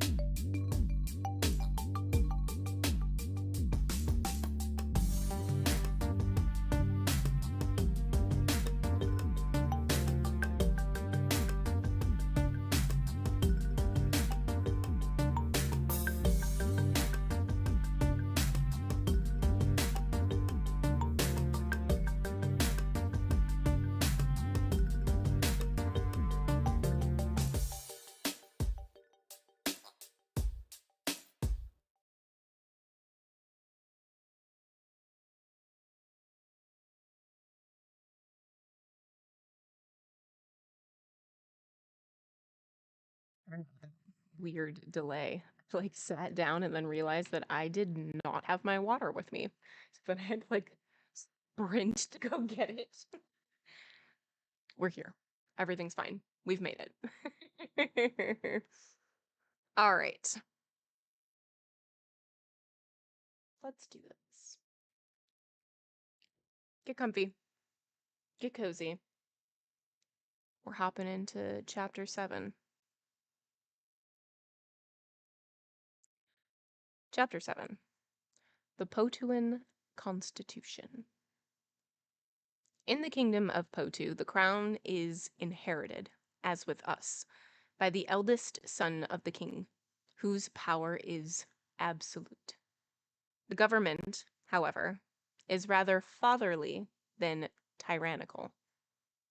Justice is not meted and bounded by law alone, but is the result of principle, a principle of the widest philosophic comprehension.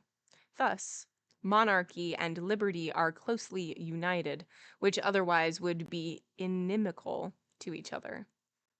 The ruler seeks to maintain, as far as possible, an equality among his subjects. Honors are not limited to any class, but the poorer and more ignorant are called upon to receive their opinions from and submit to the decisions of the richer and more intelligent. The young are to respect the aged. The annals of Portu show that some centuries ago, certain classes were highly favored by the laws of the exclusion of the great body of the people. Frequent disturbances had been the result of this favoritism, till a citizen of the town Kiba proposed an alteration in the laws by which all distinctions of class were abolished, and while the office of king should still remain hereditary, all the other officers of government should be subject to the will of the people, all of whom should be allowed to vote, who could read and write, at least, their names. According to the custom of the subterraneans in such affairs, this intelligent and patriotic citizen was led to the marketplace with a rope about his neck. His proposition was considered, and after grave deliberation was adopted as conducive to the general interest. The mover was then carried in triumph through the city, honored by the grateful shouts of the people. He, who has the most numerous offspring, is regarded as the most deserving citizen. He is honored above all others, without exception. Such men are looked upon as heroes, and their memory is sainted by posterity. They only receive the name which on the earth is awarded to the disturbers and enemies of the race, the name of great. It is very easy to conceive of the degree in which Alexander and Julius Caesar would be prized by this people, both of whom not only had no children themselves, but murdered millions of the offspring of others. I remember to have read the following inscription on the tomb of a Caban peasant.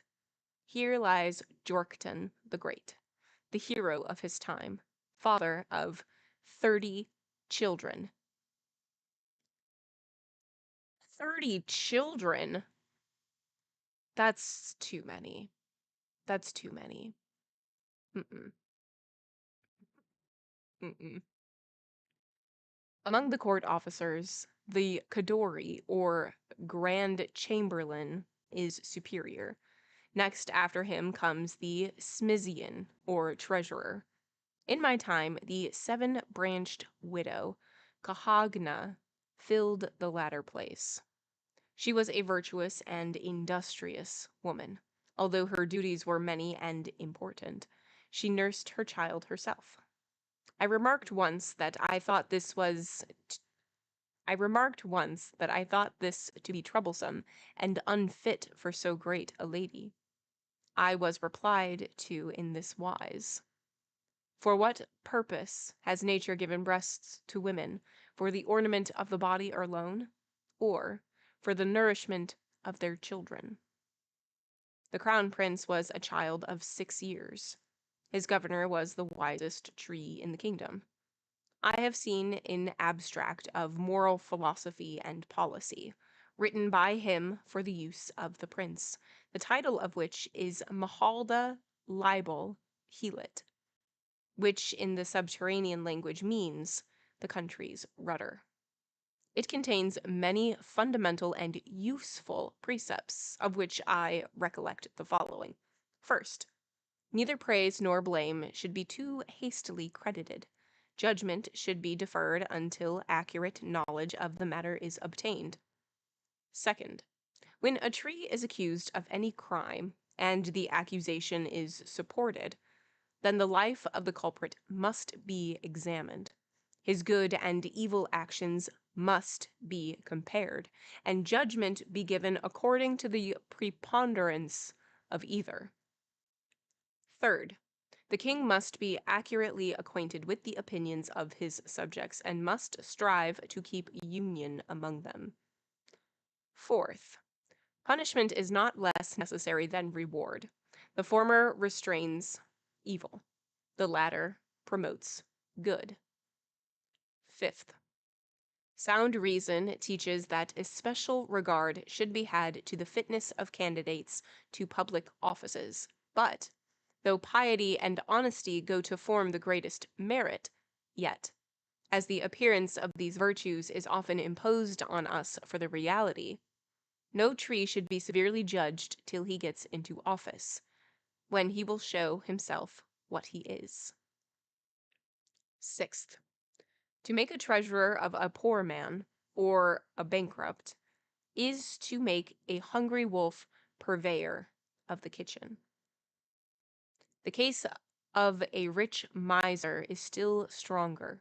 The bankrupt or the penniless may set bounds to their peculation. The miser never has enough. Seventh, when the prevalence of vice renders a reformation necessary, great care and deliberation must be used to banish at once, and in a mass, old and rooted faults would be like prescribing laxative and restringent medicines at the same time to an invalid. Eighth, they who boldly promise everything and take upon themselves many duties are either fools who know not their own powers or the importance of affairs, or are mean and unjust citizens who regard their own and not their country's welfare. End of chapter 7. All right, yes, we're getting more commentary of what we think that, how things should be ruled, how the rules, whether written down or not written down, it would be better if it was these 6 ways type of a thing. And so we are getting this through Potu, which is one of the major cities on this planet. So now we're moving into the academies of Potu. Okay, so we are getting all of these descriptions of the life and the society and all of this, which he did say he was going to do. I am wondering where our plot went. Where our story went. Like, is this just gonna be continuing on of these are the things that I have observed that are different from where I am from? I mean, he gets home eventually, so I guess that will be part of a plot that continues on. I guess we gotta keep reading. All right.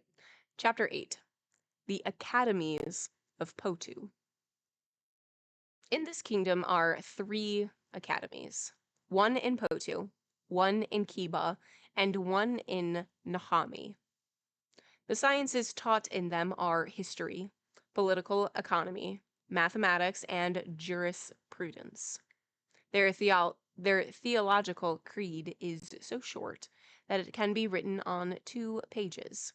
It contains this doctrine simply, that God, the creator of all things, shall be loved and honored, and that he will, in other life, reward us for our virtues and punish us for our vices. Theology forms no part of an academical course, as it is forbidden by law to discuss these matters. Neither is medicine numbered among the studies, for, as the trees live moderately, there is no such thing as internal disease. The students are employed in solving complicated and difficult questions, and he who most elegantly and clearly explains his question is entitled to a reward. No one studies more than one science, and thus each gets a full knowledge of his peculiar subject. The teachers themselves are obliged to give each year a proof of their learning. The teachers of philosophy are required to solve some problem in morals, the historians to elaborate some passage in history, the jurists to elucidate some intricate point of law. These last are the only professors expected to be good orators. I told them that the study of rhetoric was common to all students in our colleges, and that all studies were merged in it. They disapproved of this, saying that should all mechanics strive to make a masterly shoe, the work of most would be bad, and the shoemakers alone would win the prize. Besides these academies, there are preparatory gymnasiums, where great pains are taken to discover the bent of the young, that they may be brought up in that science to which they are best fitted. While I was at the seminary of Kiba, the bishop had 4 sons there, preparing for a military course. 4 others, whose father was a counselor, were learning mechanical arts, and 2 maidens were studying navigation. The rank and sex of the scholars are entirely overlooked in their regard to fitness and propriety. He who challenges another to fight loses forever his right to use weapons and is condemned to live under guardianship, as one who cannot curb his passions or temper his judgment. I observed that the names of parties who go to law are kept secret from the judge, he not being an inhabitant of the place where the trial is carried on. The object of this singular law is to prevent all partiality and bribery on the part of the judge, by withholding from him all knowledge of the influence or property of the litigants. Justice is executed without regard to persons. The king, indeed, is not required to appear in court, but after death, his memory is put to the bar of public opinion, and his life is vindicated or condemned through the people's advocates. This trial takes place before the Senate, and judgment is freely pronounced according to the weight of the evidence. A herald proclaims the decision, which is inscribed on the king's monument. The words used in these trials are praiseworthy, good, not bad, moderate, tolerable. Sentence must be pronounced by one of these words. The Potuans give the following reason for this custom. The living king cannot be brought to justice without causing rebellion. As long as he lives, the people owe to him blind obedience and constant reverence. But when the king is dead, the bond between them is dissolved, and, his memory belonging to them, they are bound to justify it as his virtues and vices principally affected themselves. The Potuanic annals show that for centuries only one king has received the last degree of judgment, tolerable, or, in their tongue, ripfaxi. This was King Mikleta. Although the Potuans are well versed in arms and defend themselves bravely when attacked, they never make war on others. But this king, excited by a miserable desire to extend the borders of his empire, entered into an offensive war with his neighbors and subdued many of them. The Potuans gained, indeed, in power and wealth, but they suffered more from the loss of friendship and the increase of fear and envy in the conquered. The honorable regard for justice and equity, to which they had hitherto owed their prosperity and supremacy, began from that time to fade. On the death of Micleda, however, the people recovered from their folly and showed their regret for it, while at the same time they regained the goodwill of their neighbors by putting a blot upon the memory of their ruler. But, to return to myself, I took but little pleasure in associating with my companions, a set of absurd trees, who constantly ridiculed me for my quick perception. This quality, I have already said, I was blamed for, very early in my career, but with learned trees, with grave and dignified complacence. These saplings, on the contrary, pestered me with silly nicknames. For example, they took a malicious delight in calling me Scabba, which means an untimely or unripe thing. End of chapter 8. Okay. Interesting. Interesting. Okay, whoa. The next chapter is way longer. These chapters have been like under like a 10-minute like reading cycle. The next one, it's like 5 times as long. All right, so chapter 8, we are going into the different types of education that are offered to these tree people and how they differ. Like they're learning like kind of the same subjects, but they're not really merged the same way that they are here. And so, like, anytime our author is making judgments or making observations or is quick to, say something, they're like, you're unripe. And so they've given him this nickname, Scaba, which is like not necessarily a nice thing to say to him. Also, we get the commentary about the king and how he is judged, and there's not like guilty or anything like that.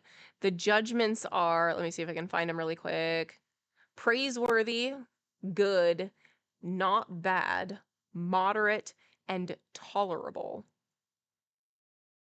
And then immediately following that, we have the example of the king that was tolerable,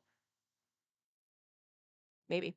And because he wanted to expand the kingdom, and so he invaded his neighbors and took a bunch of them, hostage. And it is not their custom to fight back. So, not praiseworthy. Not praiseworthy. And we're getting, thoughts on war. Interesting. Interesting. Okay. Have a sip. And then this will be the last chapter for the night. That's how long it's going to be. Ooh.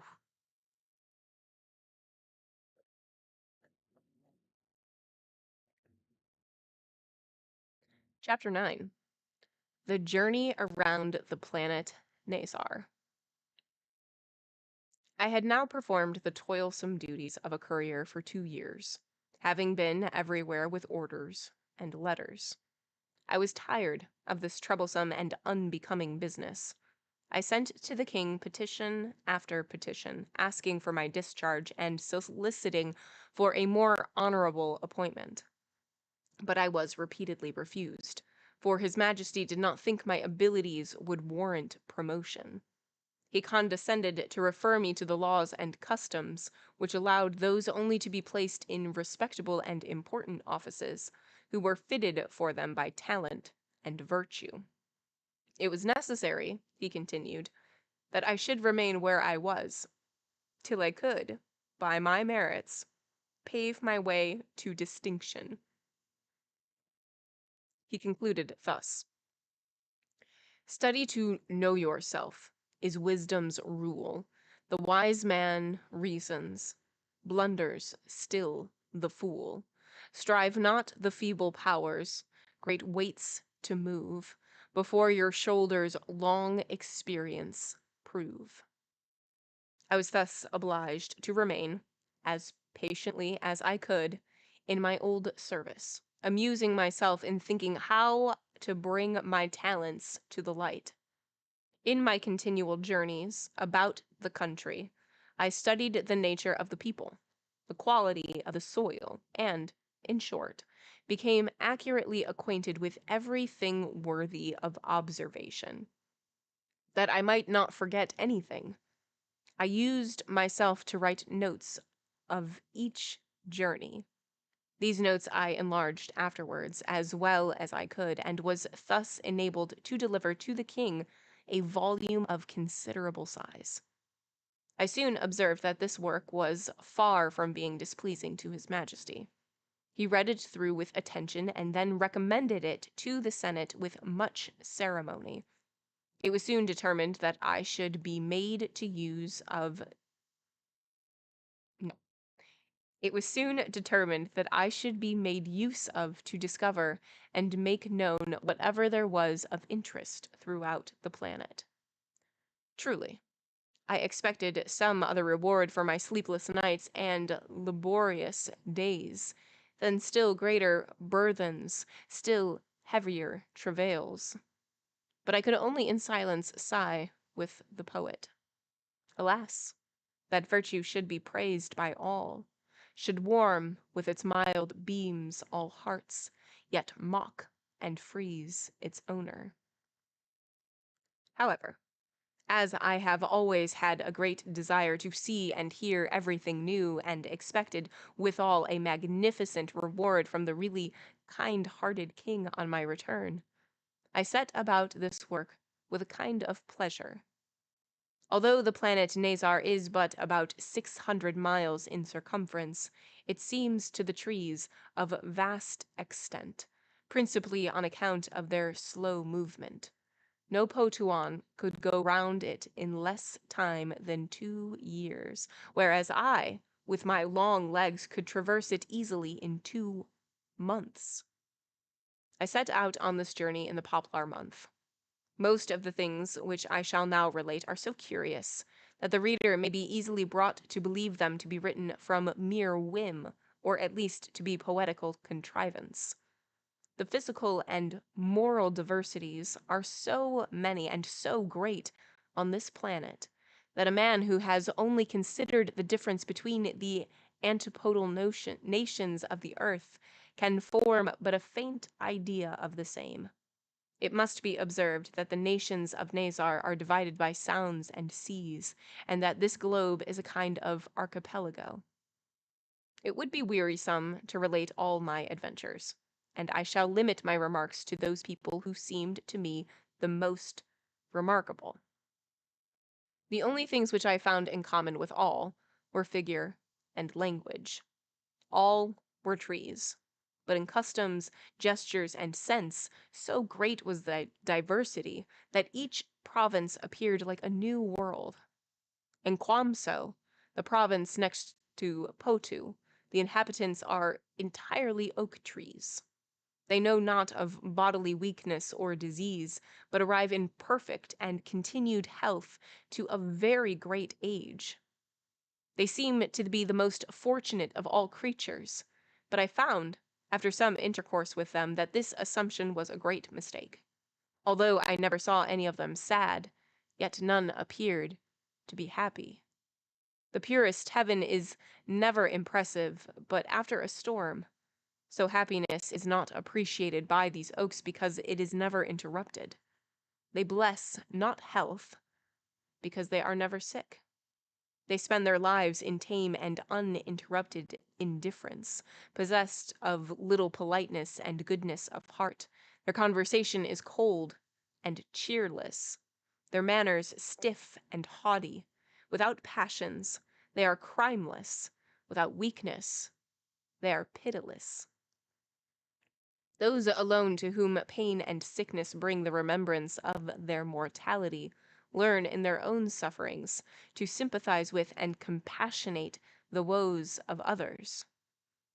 I was now in a land where I had a living proof of how much the occurrence of pain and the fear of death tend to produce mutual love and cheerful converse among fellow beings. Here, for the first time, I came to know the folly and sin of grumbling at the Creator for bringing upon us trouble and suffering which are really good for us and which produce the happiest consequences. The province Lalek, which is sometimes called Mascata or the Blessed Land, was the next in the order of my journey. This land is very appropriately named. All things spring forth spontaneously. Autumn, hello, so good to see you. Hello, hi. Hello, hi. Happy Tuesday. Here, between melon vines and moist strawberry, flow milky brooks and amber streams of mead. There, luscious wine from crystal spouts more merry, as Bacchus from his slumber had been freed. Far down along the mountain's verdant side, the limpid juice with golden luster ripples. In dales, soft undulating, oozing glide sweet waters out of teeming nature's nipples. And trees of paradise their branches reach, bending with purple plum and mellow peach. From all the land nutritious savors rise, to bless its sons, then mount to scent the skies. These advantages do not, by any means, make the inhabitants happy. It occurred to me that laborers in harsher climates are much better off than these people, who necessarily languish in idleness and luxury. Next to Lalek is Mardak, inhabited by cypresses. Of these are different descents or races, determined by the number of or shape of their eyes. Here is a list of the variety.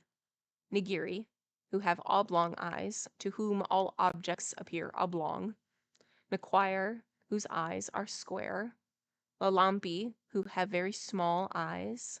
Jaraku, with 2 eyes, which are turned in opposite directions. Mahanki, with 3 eyes. Panasuki, with 4 eyes. Haramba, whose eyes occupy the whole forehead. And finally, Skoldolki, who have a single eye in the neck. The most humorous and powerful of these races are the Nigerians. Kings, senators, and priests are always chosen from this class. None are admitted to any office, but these who acknowledge and testify by oath that a certain table dedicated to the sun and placed in the temple is oblong. This table is the holiest object of Mardakanic worship. The oath to be taken by aspirants to honors is as follows. Kaki, Manaska, Quihamu, Miriak, Jaku, Mesimbri, Kapani, Krukia, Manaskar, Kebriak, Kusondora. In English, I swear that the holy table of the sun seems oblong to me, and I promise to remain in this opinion until my last breath. When the neophyte of either class has sworn his oath, he is taken up among the Nagirians and is qualified for any office. On the day after my arrival, as I walked in the marketplace, I met a party bearing an old man to the whipping post. I asked them the nature of his offense, and was told that he was a heretic, who had publicly declared that the holy table of the sun appeared square to him. I immediately entered the temple, being curious to know whether or not my eyes were orthodox. The table was certainly square to my view, and I said so to my landlord on my return. This tree, who had been recently appointed a church warden, drew a deep sigh on this occasion, and confessed that it is also seemed square to him, but that he dared not express such an opinion openly, for fear of being ejected from office. if not worse. Trembling in every joint, I quietly left this region, fearful that my back might suffer on account of my heterodox vision. The Duchy of Kemal is considered the mightiest and richest of the states on this planet. There are numberless silver mines within its borders. The sand of its rivers is colored by gold, and its coasts are paved with pearl oysters of the finest water. The people of this province, nevertheless, are more miserable than those of any other I visited.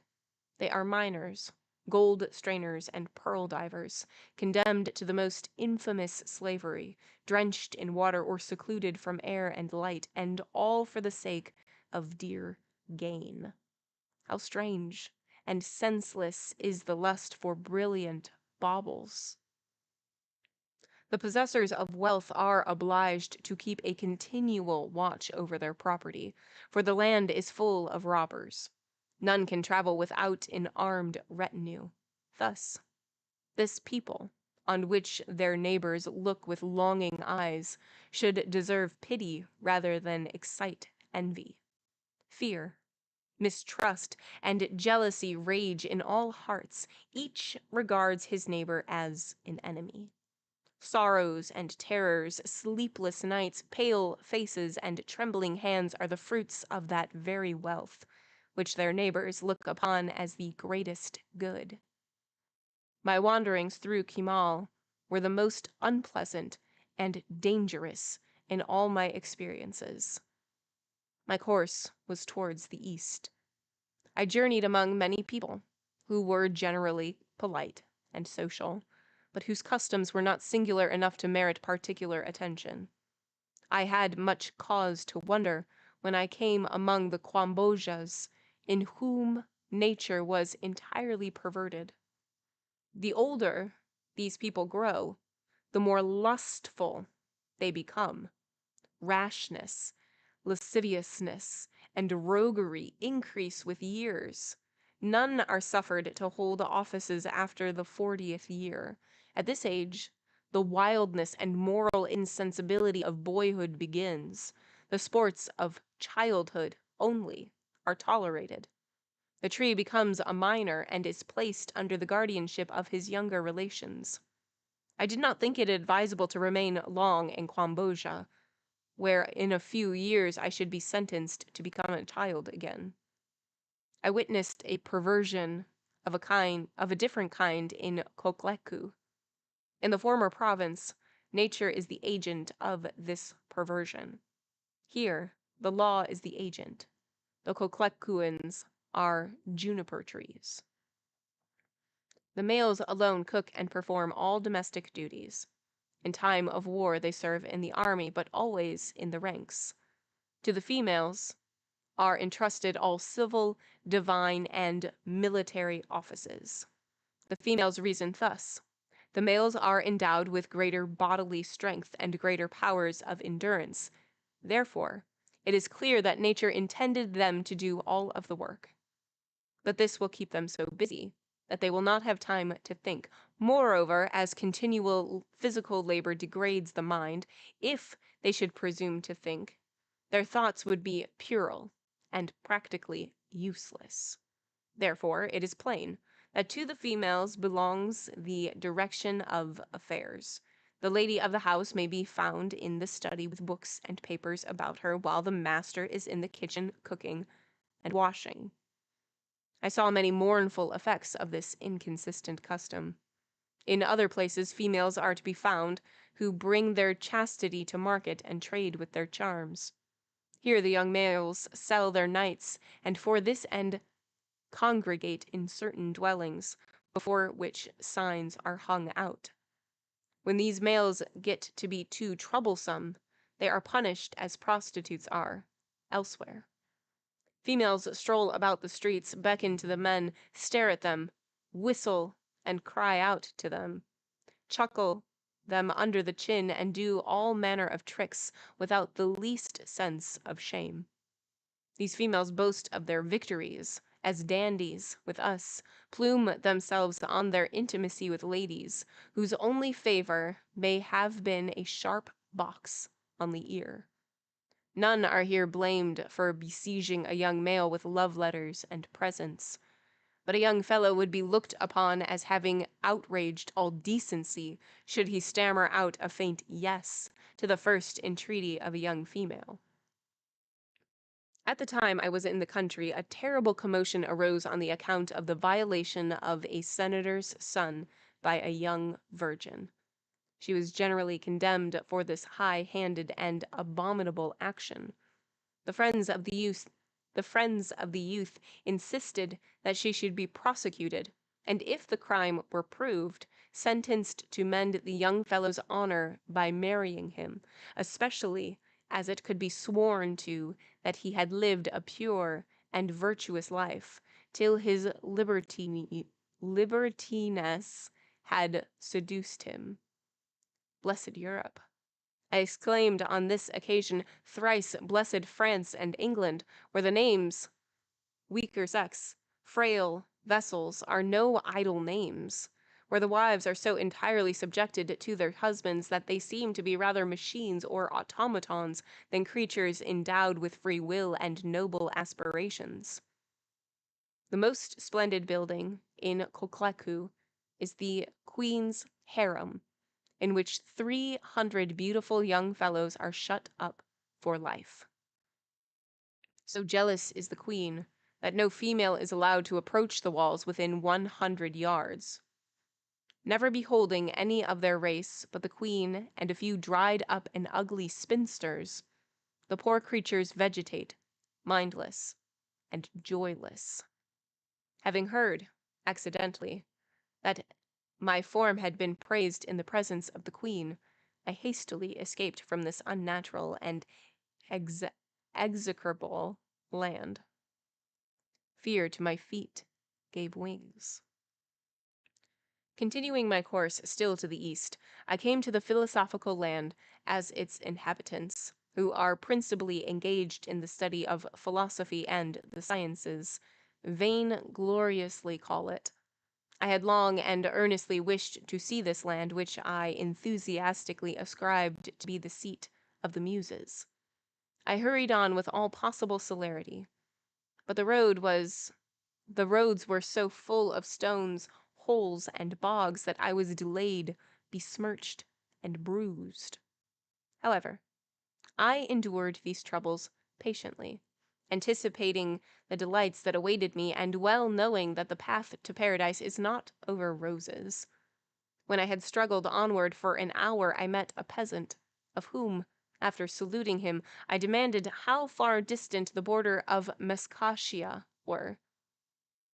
"You should rather ask," he had replied, "how far you must go back, for you are now at the very middle of it." In great astonishment I asked, how is it that a land inhabited by pure philosophers should appear like the abode of wild animals and ignorant barbarians? "Indeed," said the peasant, "it would look better if the people could find time to attend to such trifles. At present they must be excused, for they have higher and nobler things in their heads. They are now speculating about the shortest road to the sun. Nobody can blow and swallow at the same time." I understood the meaning of the cunning peasant, and left him, after getting the direction to the capital city, Cassia. Instead of guards and the usual collection about the gates of a large town, hens and geese strutted about at their ease. In the crevices of the gates hung birds' nests and cobwebs.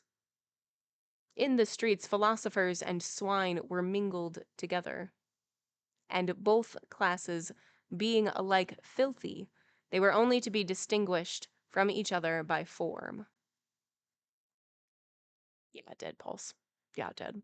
I said it so confidently, and then as soon as I finished that sentence, I was like, I didn't know what I was saying. Oops. Oopsie, I said something. I said something.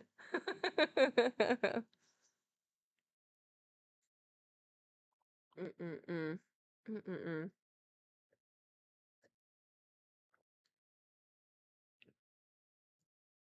The philosophers wore a kind of cloak, of the color of which I should not dare to give an opinion, so thick was the dirt upon them. I was run into one I was run into by one of these wise men, who seemed to be enraptured by some speculation. "I beg pardon, Master of Arts," I had exclaimed. "May I ask of you the name of this town?" He stood for some time immovable, with closed eyes. Then recovering somewhat from his trance and rolling his eyes upwards, he muttered, "We are not far from noon." This untimely answer, which betrayed a perfect insensibility, convinced me that intelligence resulting from methodical and practical study is preferable to the torpid insanity incident to much learning. I went on, hoping to meet with some sensible animal or any body rather than a philosopher. In the marketplace, a very extensive square, where were a great many statues and pillars covered with inscriptions.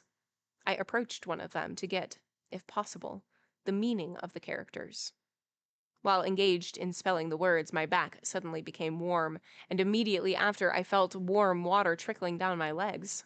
I turned round to discover the fountain of the stream, and lo! An abstracted philosopher was performing, at ease, on my back, the same operation that the dogs do against the study.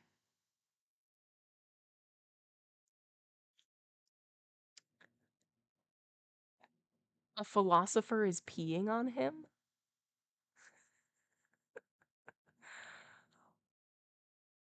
What?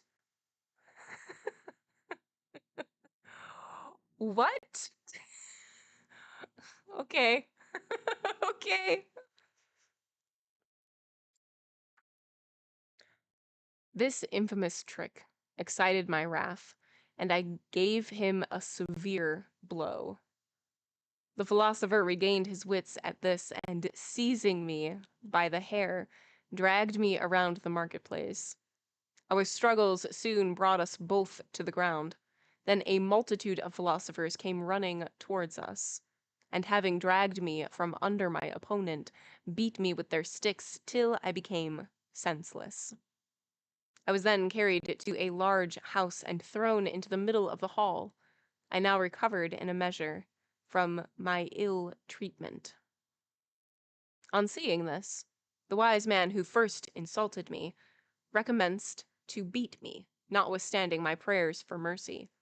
I now learned that the intensity of no anger can be compared to the philosophical, and that the teachers of virtue and moderation are not called upon to practice the same.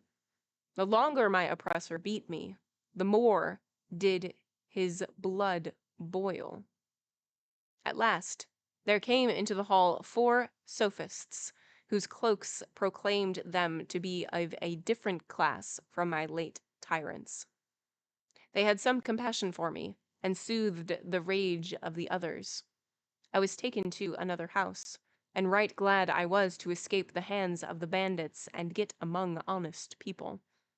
I related to my protectors the cause of the calamity.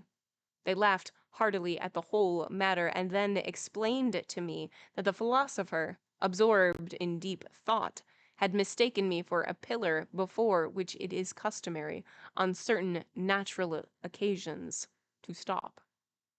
Just when I supposed myself in safety, I nearly gave up the ghost from fear. I was led into a dissecting room filled with bones and dead bodies, the stench from which was intolerable. After languishing in this disgusting den for half an hour, the lady of the house brought in my dinner, which she had prepared herself.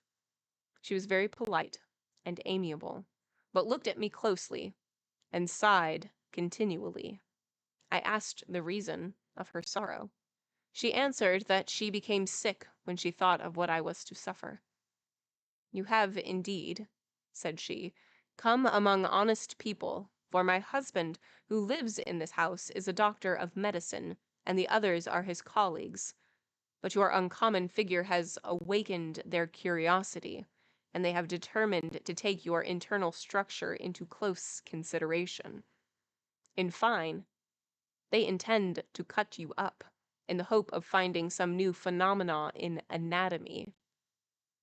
I was thunderstruck at hearing these tidings. I cried out indignantly, "How can people be called honest, madam, who entertain strangers only to cut them up?" "You should stick your fingers in the ground," she replied, "and smell the land you have got into." I begged her with tears in my eyes to intercede for me. She answered, "My intercession would be of no service to you, but I will endeavor to save you by other means." She then took my hand, carefully led me out by the back door, and guided me to the city gate. Here I would have taken leave of my kind and gentle guide, but while manifesting my gratitude in the most lively expressions, she suddenly interrupted my speech and signified her intention not to leave me till I should be in perfect safety. She would not be persuaded to return. We walked on together. Meanwhile, she entertained me with just and sensible remarks on the customs and follies of the people. Afterwards, she turned the discourse to more delicate matters. We were at some distance from the city. My soft companion adverted to the danger from which she had saved me, and suddenly demanded of me, in return, a politeness which was morally impossible. She told me of such feeling and warmth of the unfortunate fate of females in this land, that the philosophers, entirely absorbed by their speculations, had buried among their books neglect to an alarming extent the duties of marriage. "Yes," she continued, "I can swear to you that we should be wholly undone if some polite traveler did not occasionally take pity on our miserable condition and mitigate our torments."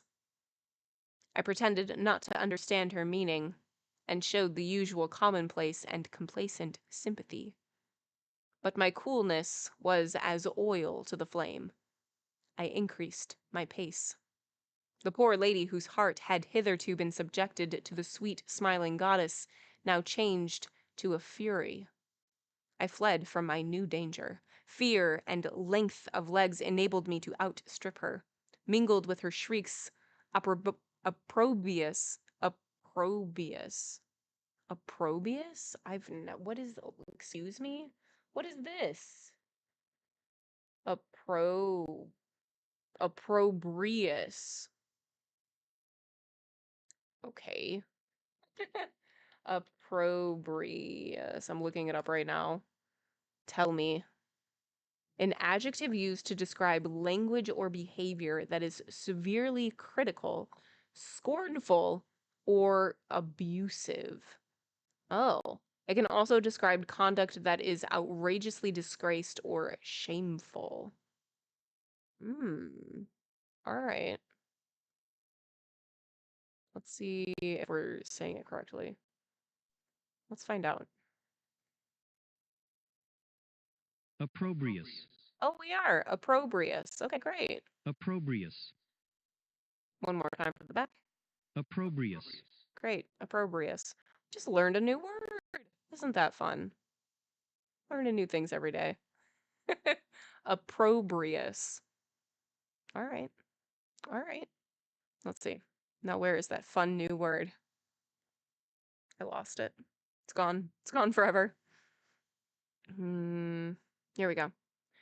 Mingled with her shrieks, opprobrious epithets fell fast. The last I could distinguish were cocky, spelunky, ungrateful hound. I passed on to other provinces, in which I found but little uncommon and peculiar.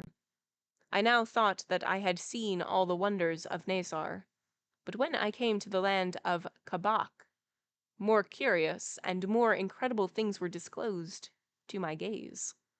Among the Kabakans, there is a certain class without heads. These are born without that appendage. They speak through a hole in the middle of their chest. On account of this natural defect, they are generally excluded from offices where brains are thought to be useful. They are notwithstanding a serviceable class.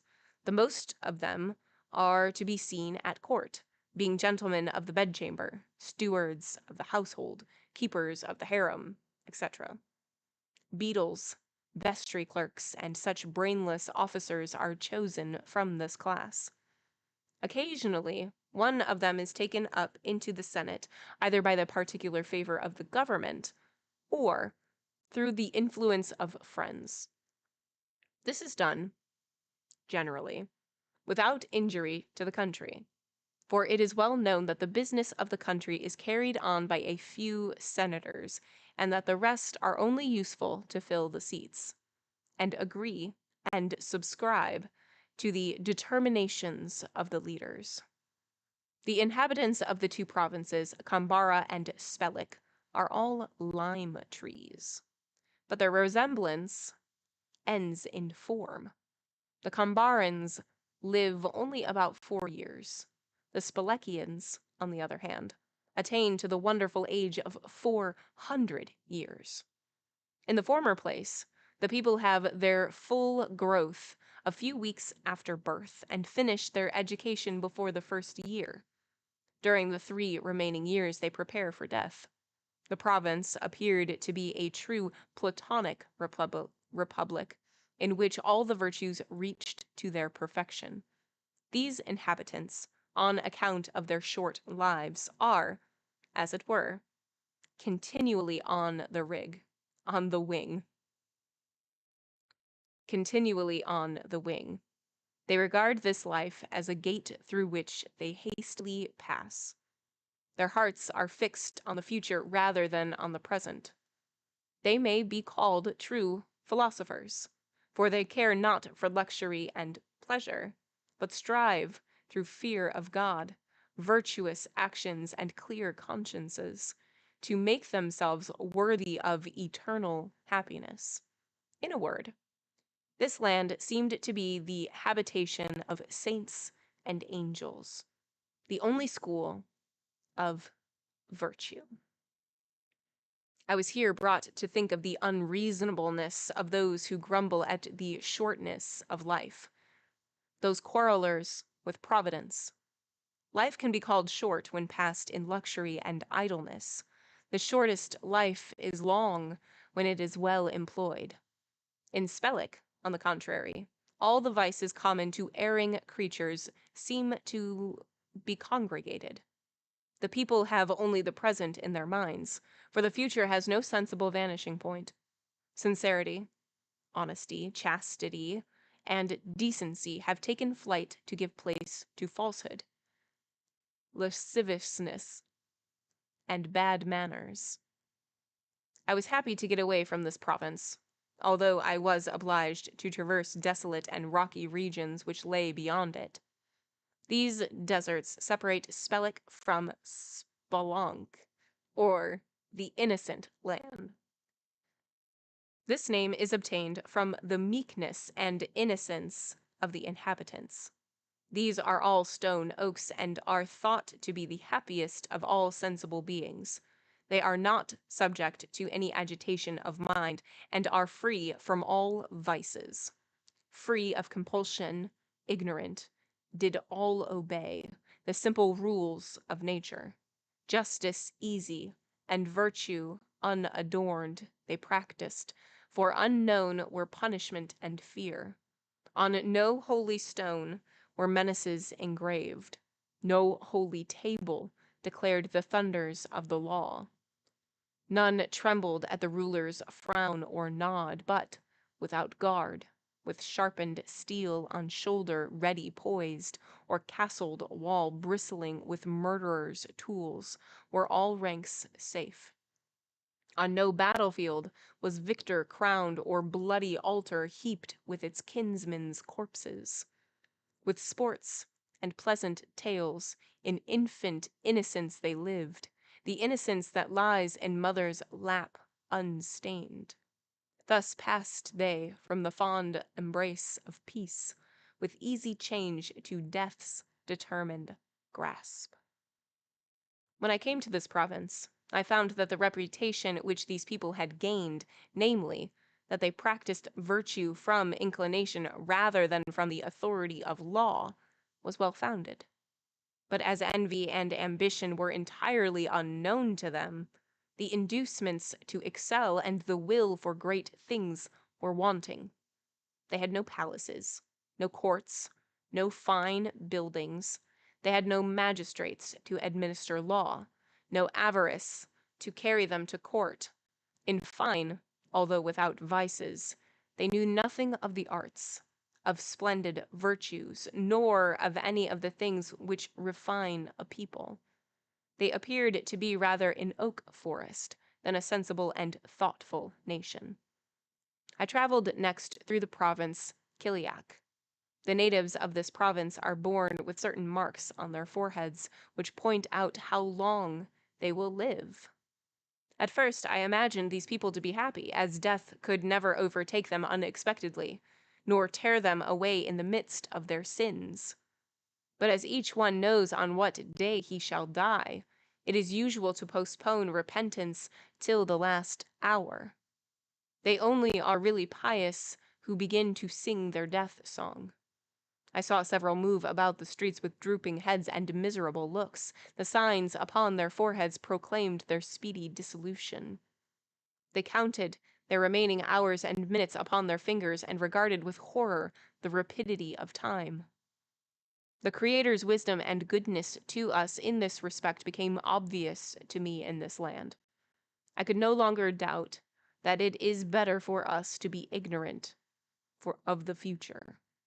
From Kiliak, I sailed over a black sound to the kingdom of Askarak. Their new wonders greeted me. While in Kabak, people are to be seen without heads. Here, on the contrary, individuals come into the world with 7 heads. These are great universal geniuses. In former times they were worshipped with almost divine veneration, and were made senators, chief magistrates, etc. As they had as many plans and expedients as heads, they executed with zeal and rapidity many different things, and while the government was in their hands, there was nothing left unchanged. But as they made several sets of ideas effective at once, it happened, very naturally, that these ideas came in contact with each other. At last, they mingled together so intricately that the 7-headed geniuses could not discriminate in from out. The affairs of government became so disordered that centuries were required to restore them to the simplicity from which these all-knowing magistrates had brought them. A law had been established, before I went there, by which all 7-headed people were excluded from important offices, and the administration of government was given to simple and ordinary persons, that is, persons with but only 1 head. The many-headed now occupy the same places as the headless of Kabak. Beyond Askarak, and separated from it by extensive deserts, lay the duchy of Bostanki. The Bostankins resemble the Portuans in their external form. Their internal construction is very singular. The heart is placed in the right leg, so that it may be literally said of them that their hearts are in their breeches. They are notorious for being the greatest cowards among all the inhabitants of Nezar. Angry from faintness and fatigue, I came to a cavern near the city gates. I could not abstain from growling at the landlord because he could not divide what I called for. He could not provide what I called for. The poor fellow fell on his knees before me, begged my pardon amid tears and groans, and held his right leg towards me that I might feel how his heart beat. At this, I laughed, and almost forgot to be angry. I wiped the tears from the poor sinner's eyes and told him not to be afraid. He rose up, kissed my hand, and went out to prepare my food. Not long after, I heard lamentable cries and howls in this kitchen. I hastened thither, and to my great astonishment saw the humble and trembling Monsieur Poltroon engaged, very valiantly, in beating his wife and servant girls.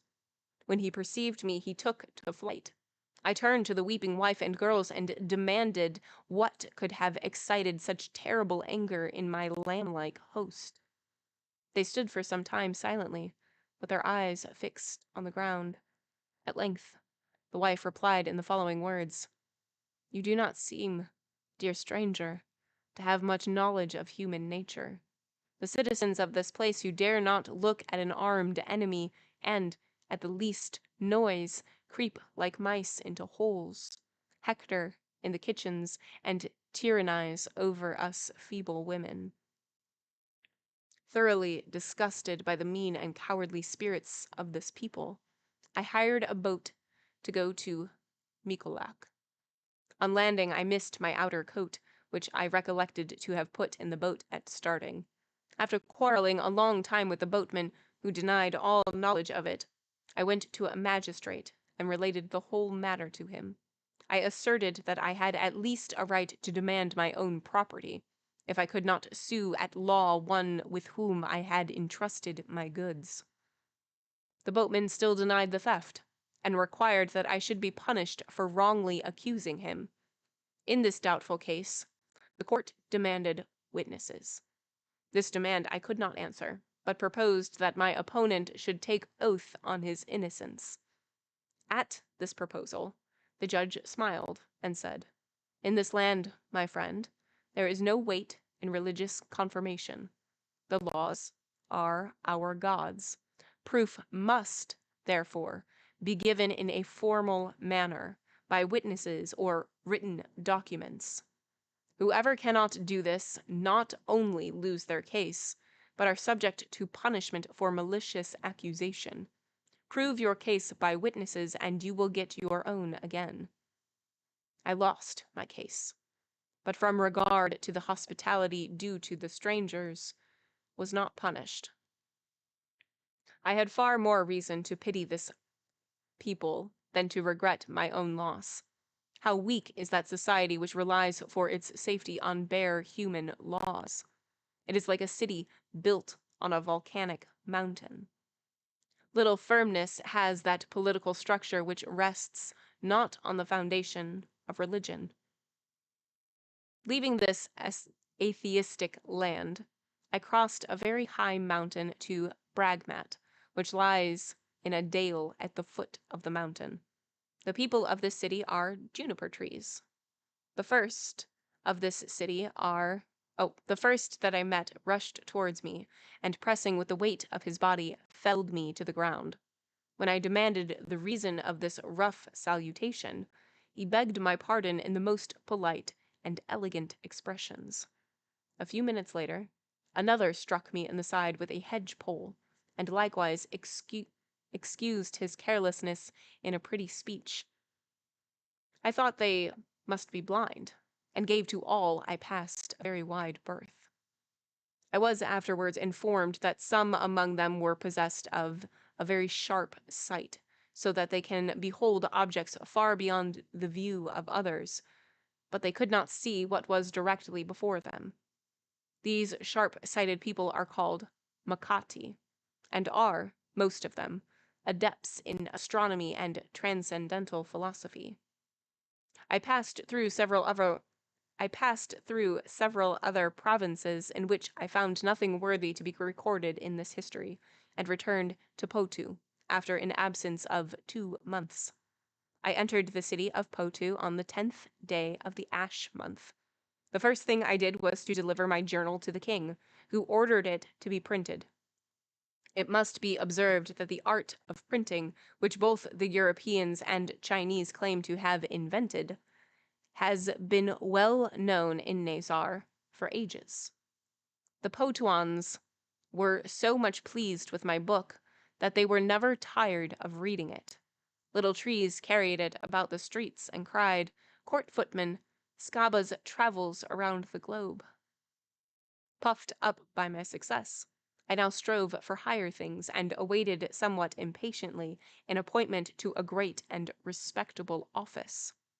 My expectations not being answered, I gave in a new petition in which I eulogized my work and claimed a suitable reward for my uncommon merit. puffed up. Damn it, Chambers, so good to see you. Welcome in. The all caps makes it real. It makes me believe you more. Hi, hi. The mild and beneficent.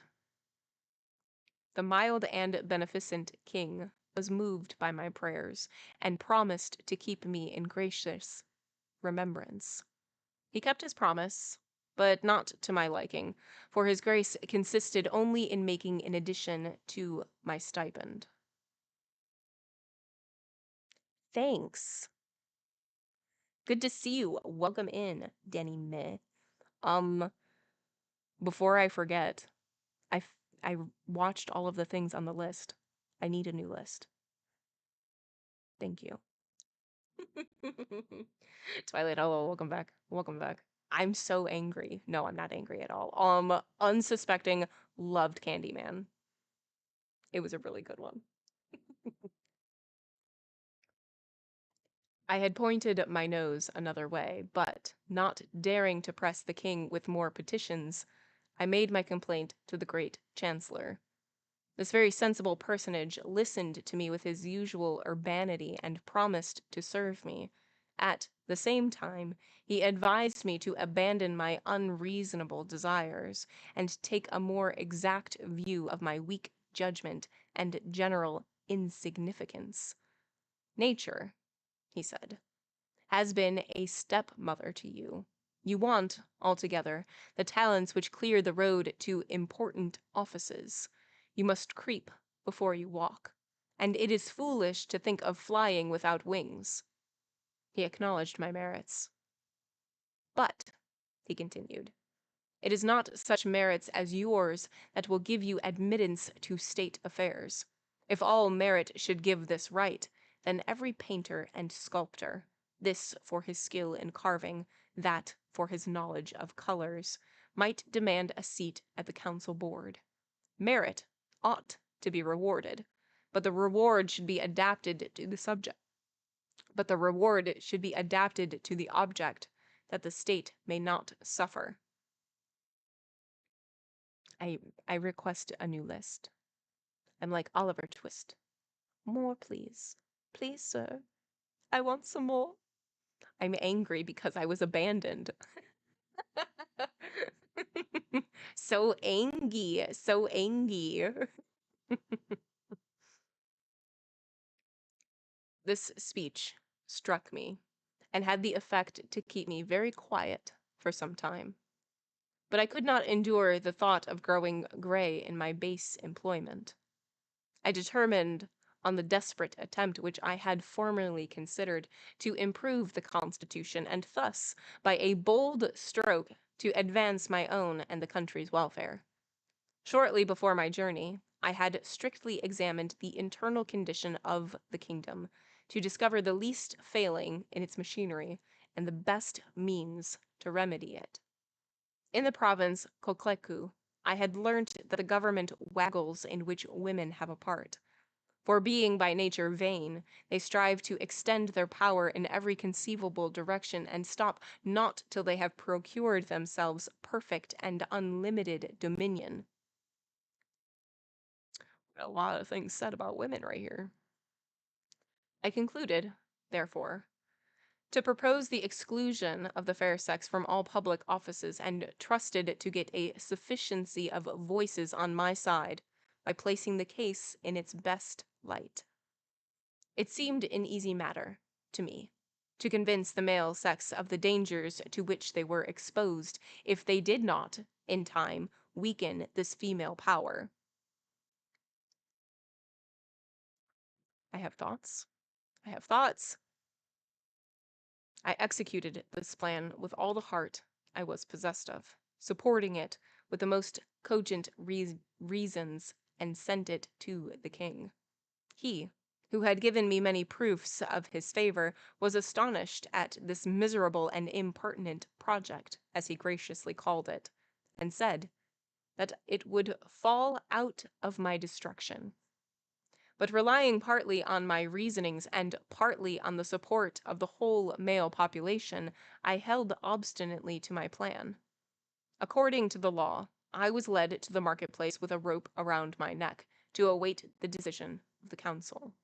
When the councillors had given their votes, the sentence was sent to be subscribed by the king, which being done, it was publicly read by a herald as follows.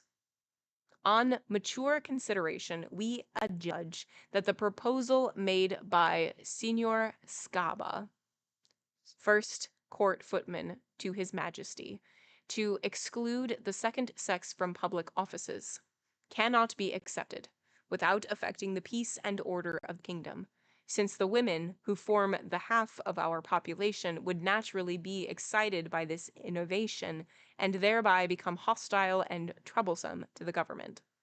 Furthermore, we hold it to be unjust to deny to trees of excellent qualities admission to offices of which they have hitherto shown themselves to be worthy, and especially it is incredible that nature, which does nothing inconsiderately, should have idly endured them with superior and varied gifts. We believe the welfare of the kingdom requires that a regard should be had to fitness rather than to names in the disposal of offices. As the land is not seldom in need of capable subjects, we pronounce a statute which should declare an entire half of the inhabitants merely from birth, unworthy of and useless in affairs, to be deplorable. After grave deliberation, we declare this to be justice. Let the aforesaid Scaba, for his no less despicable than bold proposal, suffer the usual punishment in such cases. The good king took my misfortune to heart, but did not seek to change the resolution of the council. As a matter of form, he signed the warrant for my execution. Yet with his characteristic mildness, and in consideration of my having been born and educated in a strange world, where a quick and reckless head is thought to be blessing, he commuted my punishment to imprisonment till the beginning of the birch month, when, with other animals, I should be banished to the firmament. When this sentence was published, I was sent to prison. End of chapter 9. Okay. Chapter 9. So because he's a human and because he can move faster than the trees, he is now the one who's the courier who gets to go all around the world. So it takes the trees 2 years to make it around their world, and it takes us only 2 months. And so we're going around the world. We're deciding to write everything down. Also, the king has decided we don't get to have any higher offices because the offices are given to people who have, specific skill, and we just don't have any skill. That's just how it works. Fine. And so as we're going around this world, we are writing down things that are interesting and different and whatever else about the different cultures and different species of the trees that are happening. If you missed it, the trees are sentient, and they have like heads, and they like walk around and stuff, and they talk, and they have they all share the same language. And so he's going around, and to the different places, some of them are like utopian. Some of them are, reversal for genders, where all of the men are doing, all of the housework because, they're big and strong and they should be the ones to work, and all of the women are doing all of the intellectual work because they're just smarter. Some of them are, really nice on the outside and not so much on the inside, and religion plays a toll in some of it. And there's just so many things. A lot is being said, a lot we can pull out with today's views and values and things that are happening politically and socially and all of that business. And I am wondering if when this came out, they were, well, I'm sure because this is just how it works, but very specific things that were happening, and the curtain is being unveiled. So like each of the different places that he stops and that he's learning from, they're like, this is this thing that I am commenting on because of reasons. Figure out what I mean. Is it a good thing? Is it a bad thing? I'm just saying, I'm just writing down in my little notebook what's going on. Um, and then after traveling around the world, he has his notebook and he's like, hey, women shouldn't have offices because look at all these findings that I had. That's what you drew from all of your travels?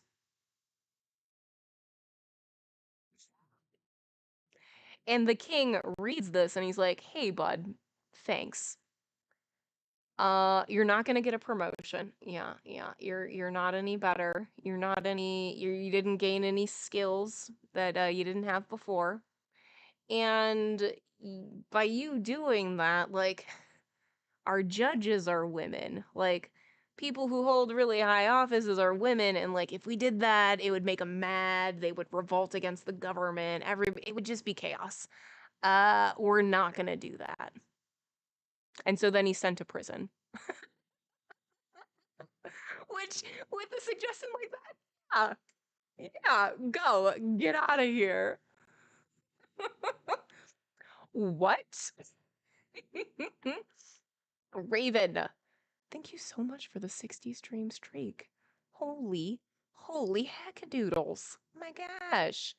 My gosh. They're kind of like Ents. Some of them are like pine trees. Some of them are juniper trees. All of that. You know, we should adopt that policy today. He is not invited. Get out of here. Yeah, so I don't know. I don't know. I don't know. Raiders, welcome in. Hello, good to see you. Welcome. How was your stream? How are you doing on this evening? If you don't know who I am, my name is Moog, and I am a reading streamer. We picked up a translated work. Hold on, I want to get the title right because there's several different titles. Niels Klim's Journey Under the Ground. That's what it is. That's what we're reading. We just started it today. Welcome in. Thank you so much. Thank you. A digital writer's room stream. Ugh, beautiful. Beautiful. Getting all those neurons firing, the creativity flowing.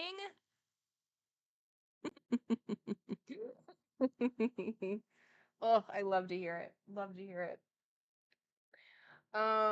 We just had a wild chapter, so we're calming down from it. Wild in that, well, the book is weird to begin with. This guy is goes down this little cave and he like discovers that the center that like beyond the earth's crust it's all hollow and there's like this other planet that's in there and it's just full of tree people. So it's a little weird, it's a little kooky. I'm still worked up. Yeah, yeah, clearly heads rolled. Love me some tree people. Yeah, yeah. Kind of feels like a Doctor Who episode. Yeah, yeah. Doctor Who, Journey to the Center of the Earth. Yeah. It's a little weird. It's a little weird. Can they join the stream? Yeah, they can join the stream. They're mostly pretty ethical and good. They don't fight back. They don't really do war. That's kind of nice, right? They're not super mean, although like there's not really humans around and the closest they have to compare is this monkey, so they make fun of him for being like looking like a monkey and that he like jumps to conclusions a lot, so they make fun of him and call him like their version of unripe. So I think that's pretty funny too. Which honestly he kind of deserves it after the chapter that we just had. No, no, please have a good night. Have a good night. Thank you so much for bringing your community. I appreciate it. Thank you, thank you, thank you. Three people drinking first. They know the right time to leave. Beautiful. Beautiful. They provide oxygen. Oxygen. He travels the secret underworld of tree people and somehow comes to the conclusion that women are bad. Yeah. Yeah. I just I don't know. You know, because I don't. So, with all of that knowledge, that's gonna be where we end right now. We'll pick up with chapter 10, which is the voyage to the firmament, which the firmament, I think, unless I'm just completely misunderstanding, is just Earth. Like he's gonna shimmy himself back up, I guess, somehow. I don't really know. Also, he killed an eagle. Hate that. Hate that. Hate that. Okay, so let's. This is our first time live streaming over to YouTube. Isn't that exciting? Isn't that exciting? Let's say goodbye to YouTube. Goodbye, YouTube. We'll catch you later. We'll be back Thursday.